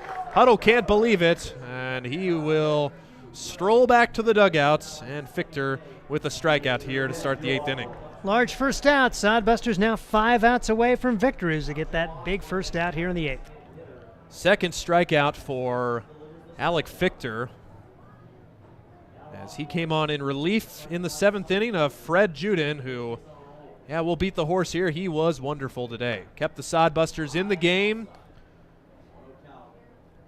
The Sodbuster offense gave up his lead twice, but were able to stake him as a picture of record as of now. And he's in line to win the game, and don't want to put any jinx on it, but for Fred, it would be his first win of the year. Sodbusters 5 outs away from completing that task. So 3 straight have missed to Joe Osborne. Don't want to get him a free pass. He's 0 for 3. He's put the ball in the air 3 times, and nothing to show for it. Fichter with the 3-0, right there for strike 1, and finds the zone. Sun has set here in Grand Island. The sunset clouds loom over the horizon here, and good pitch from Fichter there, the breaking ball, and Osborne not expecting that pitch, 3-2. As he comes up empty, and Fichter from 3-0 now to 3-2. See what he has here. In the dirt for ball 4, and laying off is Osborne, and there's a walk there. Second walk for Fichter, and the 6th walk for the Sodbuster pitching staff. You mentioned that the sun has gone down. We're all the way down to 90 degrees with the 58% humidity. No jackets yet, as it feels like 99 out there. I'm a little cold here in the press box. I don't know about you, Steve, but yeah, the AC is awesome up here. Sorry, fans. Next batter's Royce Van Dyne. He bats from the left-handed batter's box against the left-hander Fichter. Calling the outside corner, and like we said, that outside corner has been consistent for both sides, and Fichter is able to pepper that edge of the zone for strikes.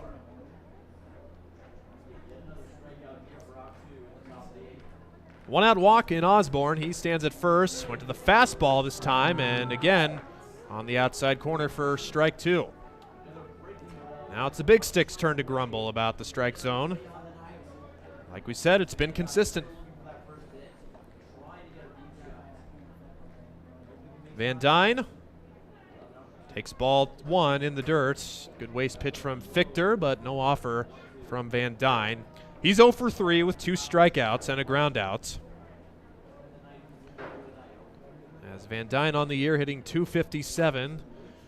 Team leader in doubles has been silent today. Breaking ball misses in the right-handed batter's box, and the count goes to 2-2. Got an easy vantage point on the Big Stick bullpen, the Sodbuster bullpen covered by the concession stand. Fly ball, left center field. Jensen will go over to his left and puts it away for out number 2. And Van Dyne puts it in the air but comes up empty, and he's now 0 for 4.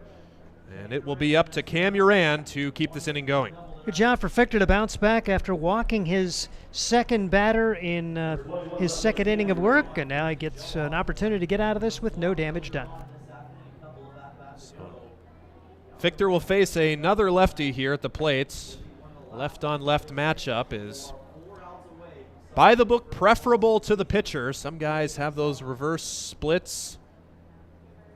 Fortunately, Game Changer not that fancy enough to feature those splits, but big numbers guy, always cool just to see what pitchers do well against some batters and don't do well against other batters. Baseball is really a crazy game of stats. Pickoff throw to first time we've seen Fichter do that, but Osborne not a big lead at all at first, but gotta wonder if you even try to send Osborne here. You're down 4 runs. Yes, he's 12 for 12 in stolen base opportunities, but with Marcos Cabranes behind the plates, not the best idea after he almost threw out a runner earlier. Ground ball to the right side. Gill snags it over to first, and holding the bag is No, he said he came off. What? The field umpire said he came off the bag, but I'm sorry, that's the wrong call. Gaz collected the ball, then stepped off. Vinny Caron's going to try and get some help from the home plate umpire, but I mean, it was close, yes, but Gaz clearly had the bag, but they call him safe there, and Vinny Caron once again is going to have to get an explanation on a close call at first base. Yeah, I thought Gaz did a really good job of keeping his foot on, and nice range shown by Gilligan, and I thought maybe the field umpire would get some help from the home plate umpire who may have had a better view of it. That is not going to happen, and that is a large call as this inning continues, particularly if Badlands can keep it rolling right here. So that will be ruled the third error of the game as the throw pulled Gaz off the base. So now runners at first and second as Cam Uran reaches on the throwing error. Fichter delivers ball 1, and it's 1-0 to Cam Crater. Crater with a nice day, 2 for 3. Scored a run in the second, but he tried to stretch a 4th inning single into a double and was thrown out by Cale Jensen in left field. First and second. Pitch popped in the air on the infield. It'll be Gill at second base and puts it away. The controversial call does not come to bite the Sodbusters as they hang their 3rd consecutive 0 as they still enjoy a 6-2 lead. Sodbusters looking for more in the bottom of the 8th. Coming right up. Sodbuster Baseball is sponsored by Jerry Spady Chevrolet GMC. It's one of the many ways Jerry and Greg Spady, along with their families and employees, have proudly embraced a passion for giving back to the community. The folks at Jerry Spady Chevrolet GMC realize the importance of enriching and improving the lives of their neighbors. They've accomplished this through philanthropy and active personal involvement. Featuring the top new and used inventory in the region and a certified service department, Jerry Spady Chevrolet GMC, 2750 Osborne Drive East in Hastings, Oregon. Make your next pit stop at the Coach's Corner, a friendly staff and a deep lineup of snacks. You can find Coach's Corner in North Hastings on Osborne Drive East. More than just a gas station, Coach's Corner is the place to get delicious pizza made fresh for you and your family. Don't take our word for it. It's so good it'll be featured at selected Sodbuster home games this season.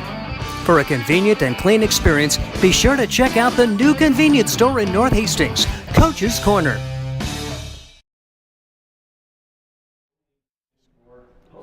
Bottom of the 8th inning, Sodbusters back out with the bats coming up here at Ryder Park in Grand Island. A little bit of a topsy-turvy inning as Sodbusters able to dance out of trouble after a 2-out throwing error as it officially goes down in the book. Appeared to turn some wheels for the Sodbusters, but able to get out of it as Cam Crater with a golden opportunity pops out to end the inning. Big Sticks leave 2 on no hits, and they do not score. So Sodbusters will look for more, holding a 4-run advantage. They try to win their first game against Badlands this year. We apologize about the little glare on your screen you may see here. We can't open the window far enough without the metal bar being right in front of the camera, so we're just going to have to settle with the light glares here tonight.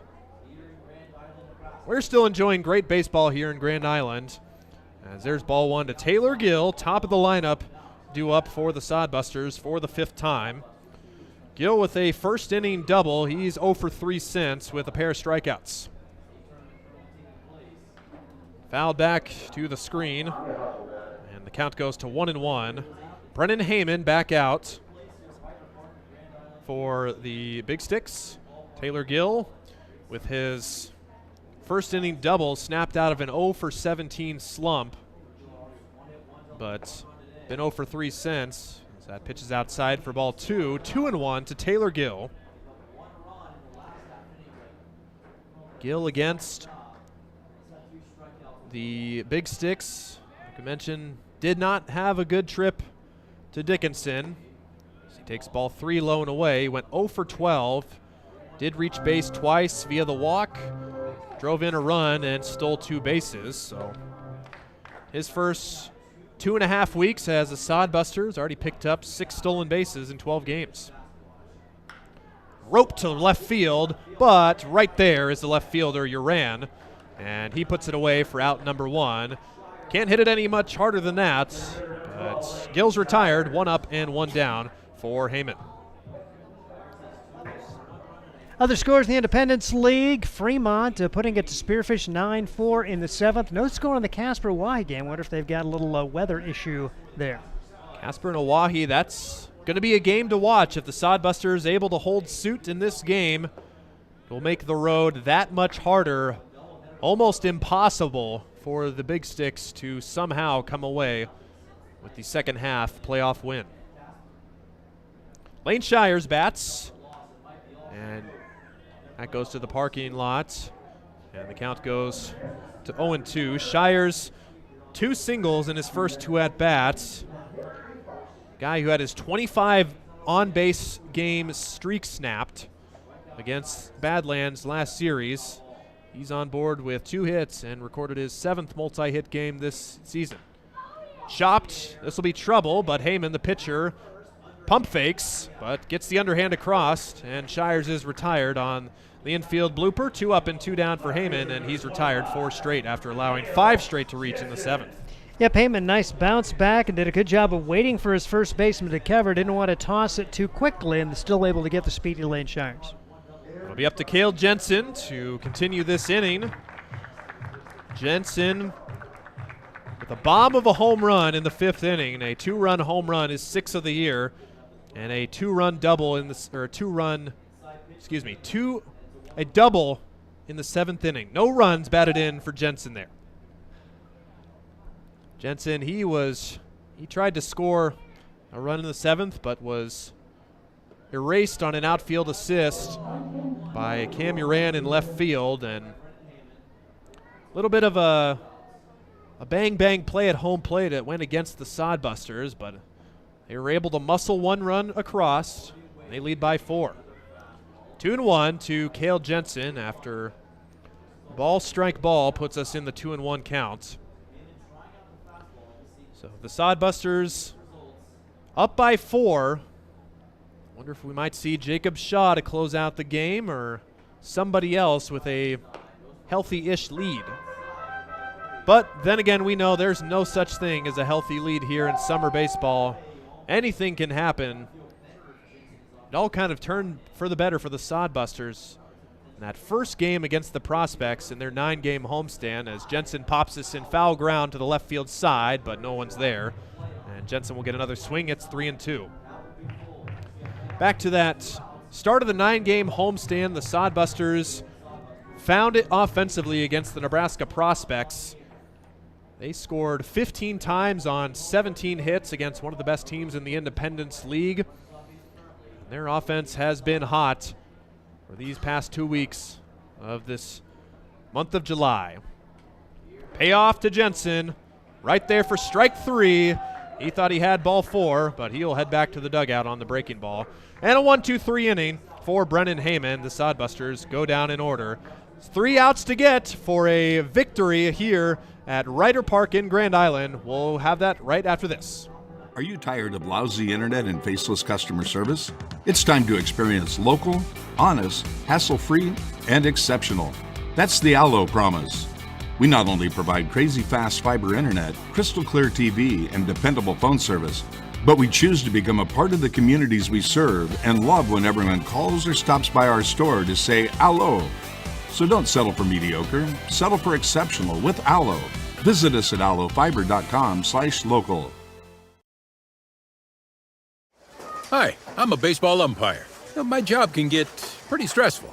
I have to keep my eyes open at all times, and if I don't make the right call, people boo me. So to relax, I visit a Nebraska lottery retailer like this one and buy some scratch tickets. It always calms me down.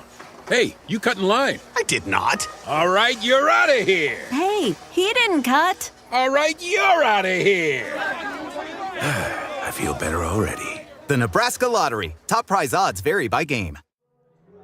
3 outs away at Ryder Park in Grand Island as the Sodbusters 3 outs away from taking this one against the Big Sticks. Their first win in 7 tries, and Sodbusters and Steve Stein will take us through this hopefully uneventful 9th inning. Alec Victor trying to finish it off. He's done a very decent job making an appearance here out of the bullpen for this Hastings Sodbuster squad, settling the crew. 1 2/3 innings so far, no runs, no hits. He struck out 2 and walked 2 in relief of Fred Juden, trying to become a winner for the first time this year. Fred going 6 1/3 innings, allowing 2 runs on 5 hits, striking out 6, walking 4, but 3 of those 4 walks came in the first inning as Fred able to escape with no damage done.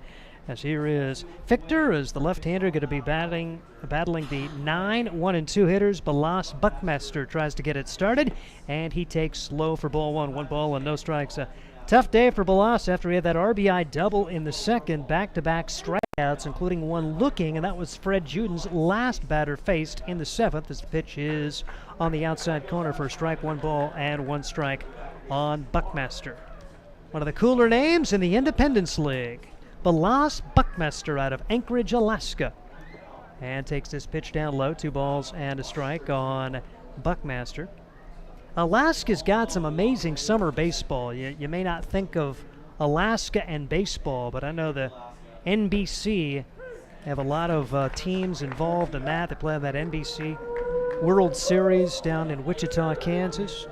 2 balls and 2 strikes the count now on Buckmaster, leading things off here in the 9th inning for the Badlands Big Sticks. And he bounces this one foul, and he bounces it off himself. Hopefully he is okay, as he is down on 2 knees now, making his way to 1 knee and now to his feet, and tosses the bat away. And man, that hurts.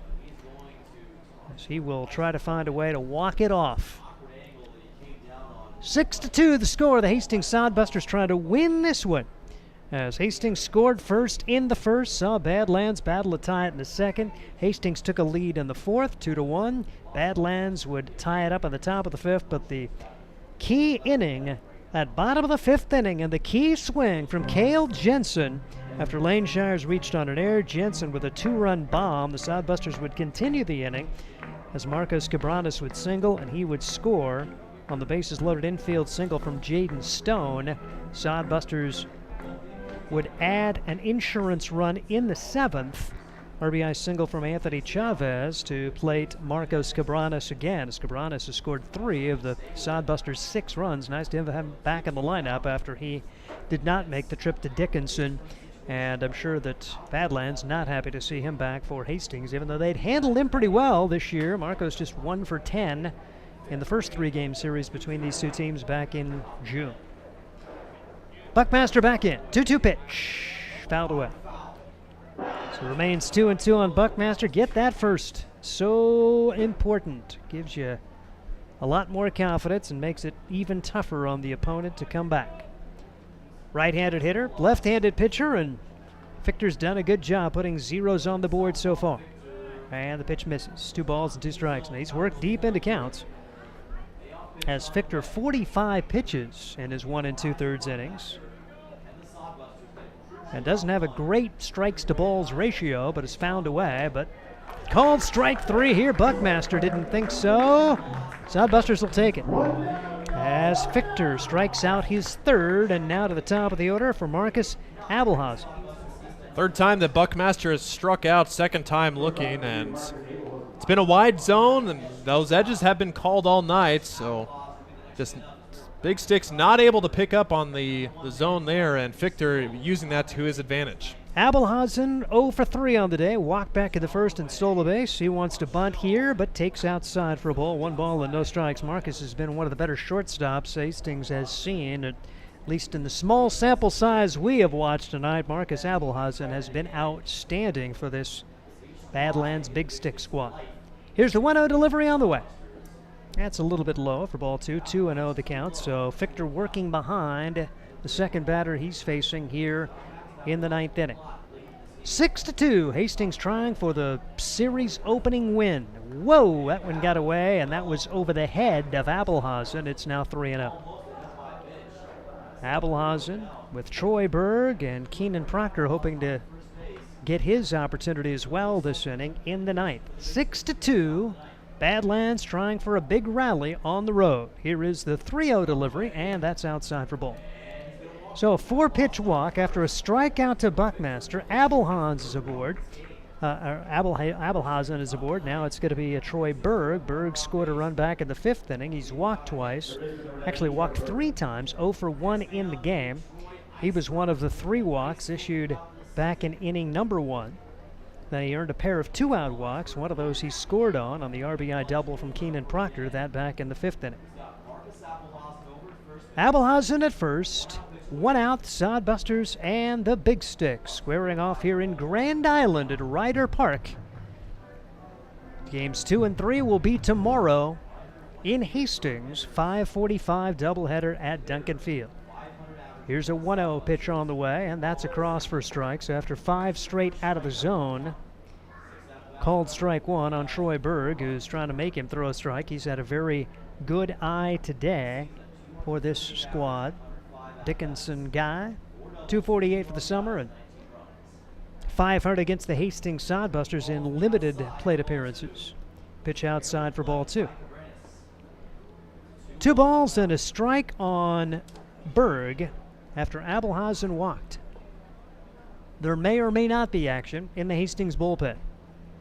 It's amazing. We've got Duncan Field and Ryder Park, both almost impossible to see one bullpen or the other. In Hastings, you can't see the visiting bullpen at all with the kids' playground in the way.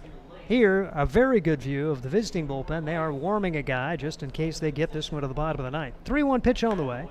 And this one is hit high in the air, deep center field. Shire's going back toward the wall, leaps up, makes the catch. Lane Shires takes away extra bases, and there are 2 outs. Ryder Park holds it.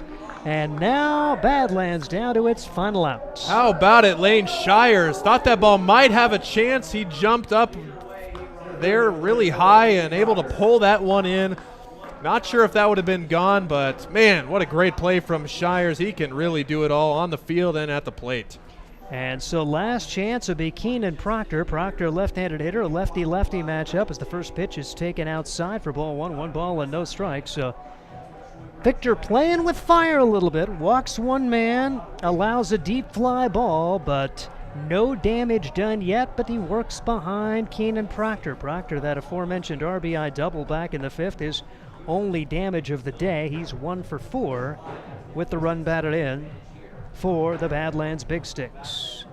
Could be coming to an end of their playoff hopes with a loss here today. It'd be really tough. They would need a lot of help. Pitch on the outside corner for a strike. They were 3.5 games back of Casper heading into today.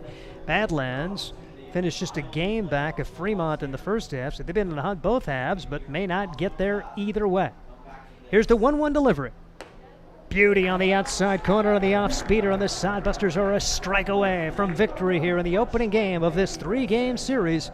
The first game of the 6-game season-ending homestand. Fichter against Proctor. Fichter looks in at his catcher, Marcos Cabranes, and brings home the 1-2 pitch. Low for ball 2. 2-2 now on Proctor.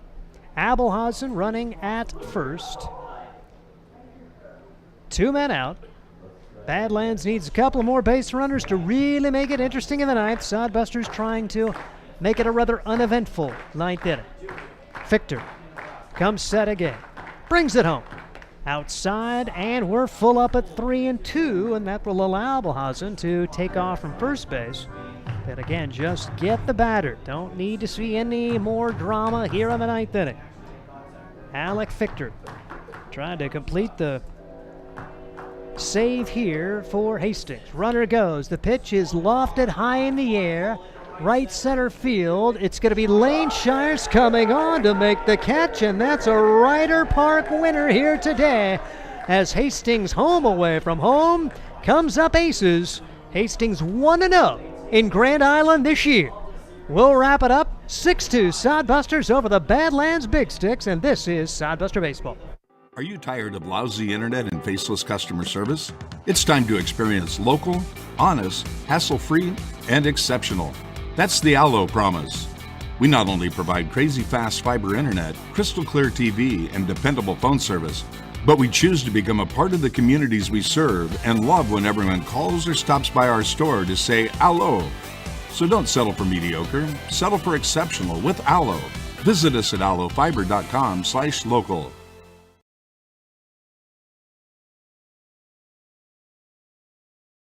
Hi, I'm a baseball umpire. My job can get pretty stressful. I have to keep my eyes open at all times, and if I don't make the right call, people boo me. So to relax, I visit a Nebraska lottery retailer like this one and buy some scratch tickets. It always calms me down. Hey, you cut in line. I did not. All right, you're out of here. Hey, he didn't cut. All right, you're out of here. I feel better already. The Nebraska Lottery. Top prize odds vary by game. There's nothing like relaxing on a summer day. Nothing like taking in a Hastings Sodbuster baseball game. And there's nothing like an ice-cold Pepsi to make the day perfect. Pepsi Cola of Hastings wants to make your nothing like be the best day it can be, whatever the occasion. Enjoy your favorite refreshing Pepsi product throughout the Sodbuster season and make your nothing like memories. Pepsi Cola of Hastings, a proud sponsor of Hastings Sodbuster. Hastings Sodbusters baseball's in full swing, bringing you another fun-filled summer of high-level collegiate woodbat baseball at historic Duncan Field. A great way to spend a summer evening with your families at a Sodbusters baseball game. Go online to hastingssodbusters.com for their home game schedule or to purchase tickets. Hastings Sodbusters baseball. It's a hit. Got the spirit of the game. The Hastings Sodbusters. Hastings Sodbusters pick up the win 6-2. The final. Ryan Valenti, fun baseball game here at Ryder Park. We should do this more often. We should, with the shorter porches. That Cale Jensen bomb really put the crowd into things in a tie game, and that mistake there, I hate to go into things right away, but that fifth inning, that really turned the page. That the starting pitcher for the Big Sticks, 1 out away, literally a soft pop-up away from getting out of the inning. The error puts the runner on, and Cale Jensen makes them pay. The Sodbusters don't look back after that fifth inning.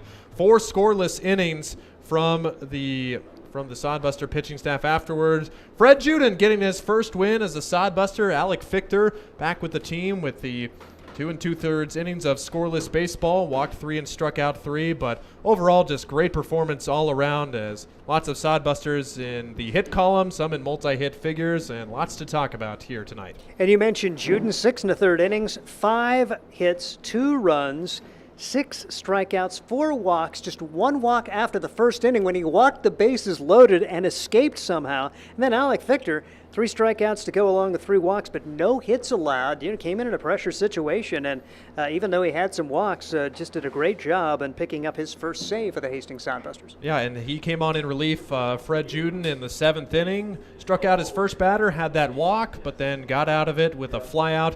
That 8th inning was a little bit more, unsettling, if you will. Had that interesting call at first base, but him and the Sodbuster defense able to settle nicely and Like you said, Sodbusters are 1-0 at Ryder Park. We should do this more often sometime.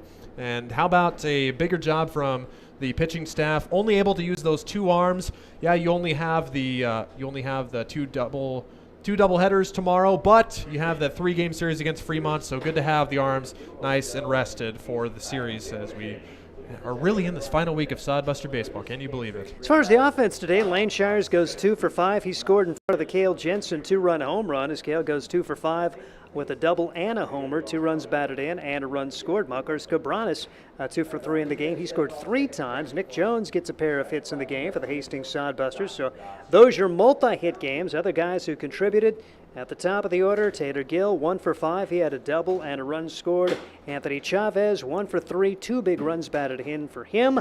You got the new guy, Jaden Stone, coming in. He had that infield single to bring home a run. He goes 1 for 2. And Josh Printer, 1 for 4 on the day. So decent offense, 12 hits. As the Sodbusters had 6 runs on 12 hits in the game. They did commit 3 errors. Badlands 2 runs on 5 hits and 1 error. As far as the Badlands highlights, they had a decent start. Their starters certainly keep them in it, but Alec Cooper, or rather I should say Austin Kupik, he ended up working 6 innings, allows only 2 earned runs. He allowed 5 runs on 9 hits overall. And then their backup guy, Heyman, comes in, allows the first 5 to reach, but that huge outfield assist behind him, and he was able to get out of trouble, allowing only 1 run on 3 hits, and then came in and mowed him down to the 8th. So they had some decent pitching, but they limit that Badlands offense, just 5 hits on the day. So pretty good performance for the Hastings Sodbusters today. The big sticks, they weren't so big today. The sticks in the Sodbusters were bigger as... Come on up, Vinny. Vinny Carone, Hastings Sodbuster acting head coach and the pitching coach today. Boy, you got your hands full today. A lot of interesting calls you had to go out and talk with, and you're 1-0 as the head coach, and 1-0 here at Ryder Park. Talk a little about your team's performance today. Yeah, it was just a kind of poised performance, I thought, from end to end. A little bit mundane, but I think that's almost a good thing. We've had a little bit too much excitement sometimes, whether it's defense, walks, pitching, not getting hits, but it's kind of mundane. Just kind of lulled them to sleep for 9 innings and took care of business when we needed to take care of business, and just kind of did everything good enough. I don't think we weren't lights out with the bats. We weren't lights out on the mound, but we were good enough. We did our jobs, and the guys behind them did their job, so we could come away with the win.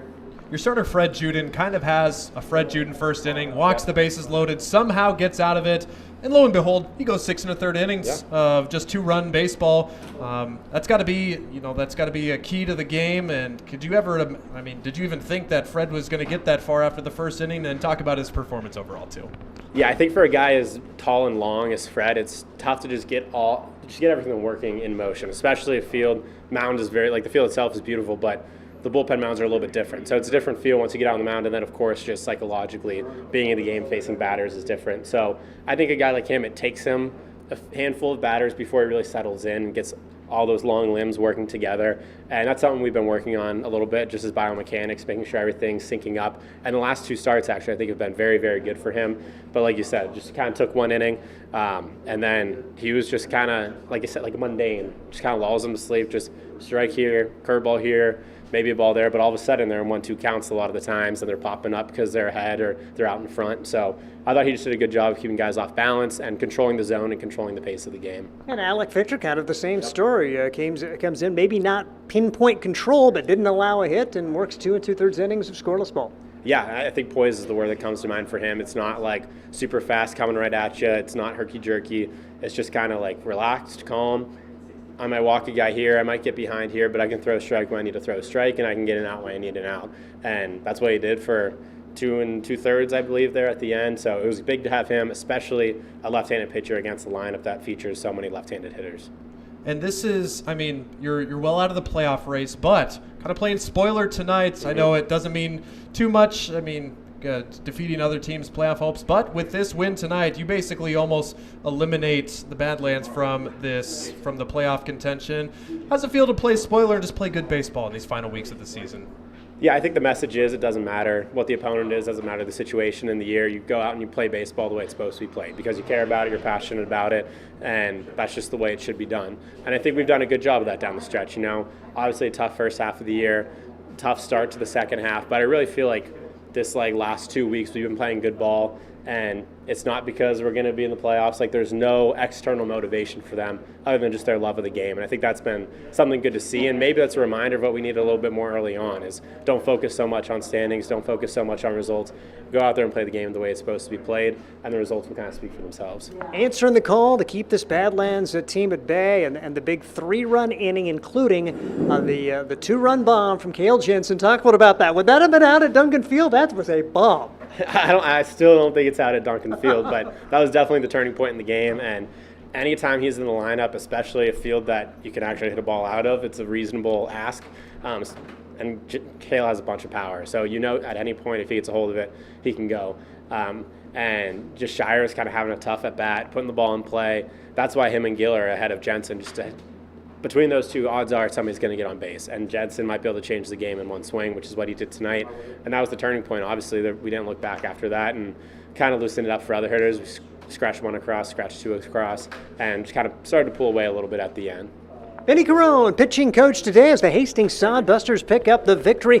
Hastings with their win at Ryder Park, and now it's going to be a potentially late night of baseball tomorrow as we'll get things rolling at 5:45, a pair of 7-inning games. It's going to be a fun one for sure. We head back to Duncan Field tomorrow, but definitely enjoyed our time on the road, if you will. A kind of home game away from home, but it was good eats tonight at Duncan Field. As the Hastings Sodbusters do get the victory, and for Mason Hendricks, for Ryan Valenta, we'll be on at about 5:30 tomorrow in advance of that 5:45 Twin Bill. Final score from Ryder Park, it was Hastings 6, Badlands 2. I'm Steve Stein. Good night, everyone. Catch the spirit of the game. The Hastings Sodbusters. Get the ultimate fan experience at a Hastings Sodbuster game this summer. Enjoy high-level collegiate summer woodbat baseball at the beautiful and historic Duncan Field in Hastings. Baseball and a whole lot more. Affordable family fun. That's what the Sodbusters and the Independence League are all about. Sodbuster Baseball. It's your team. Catch the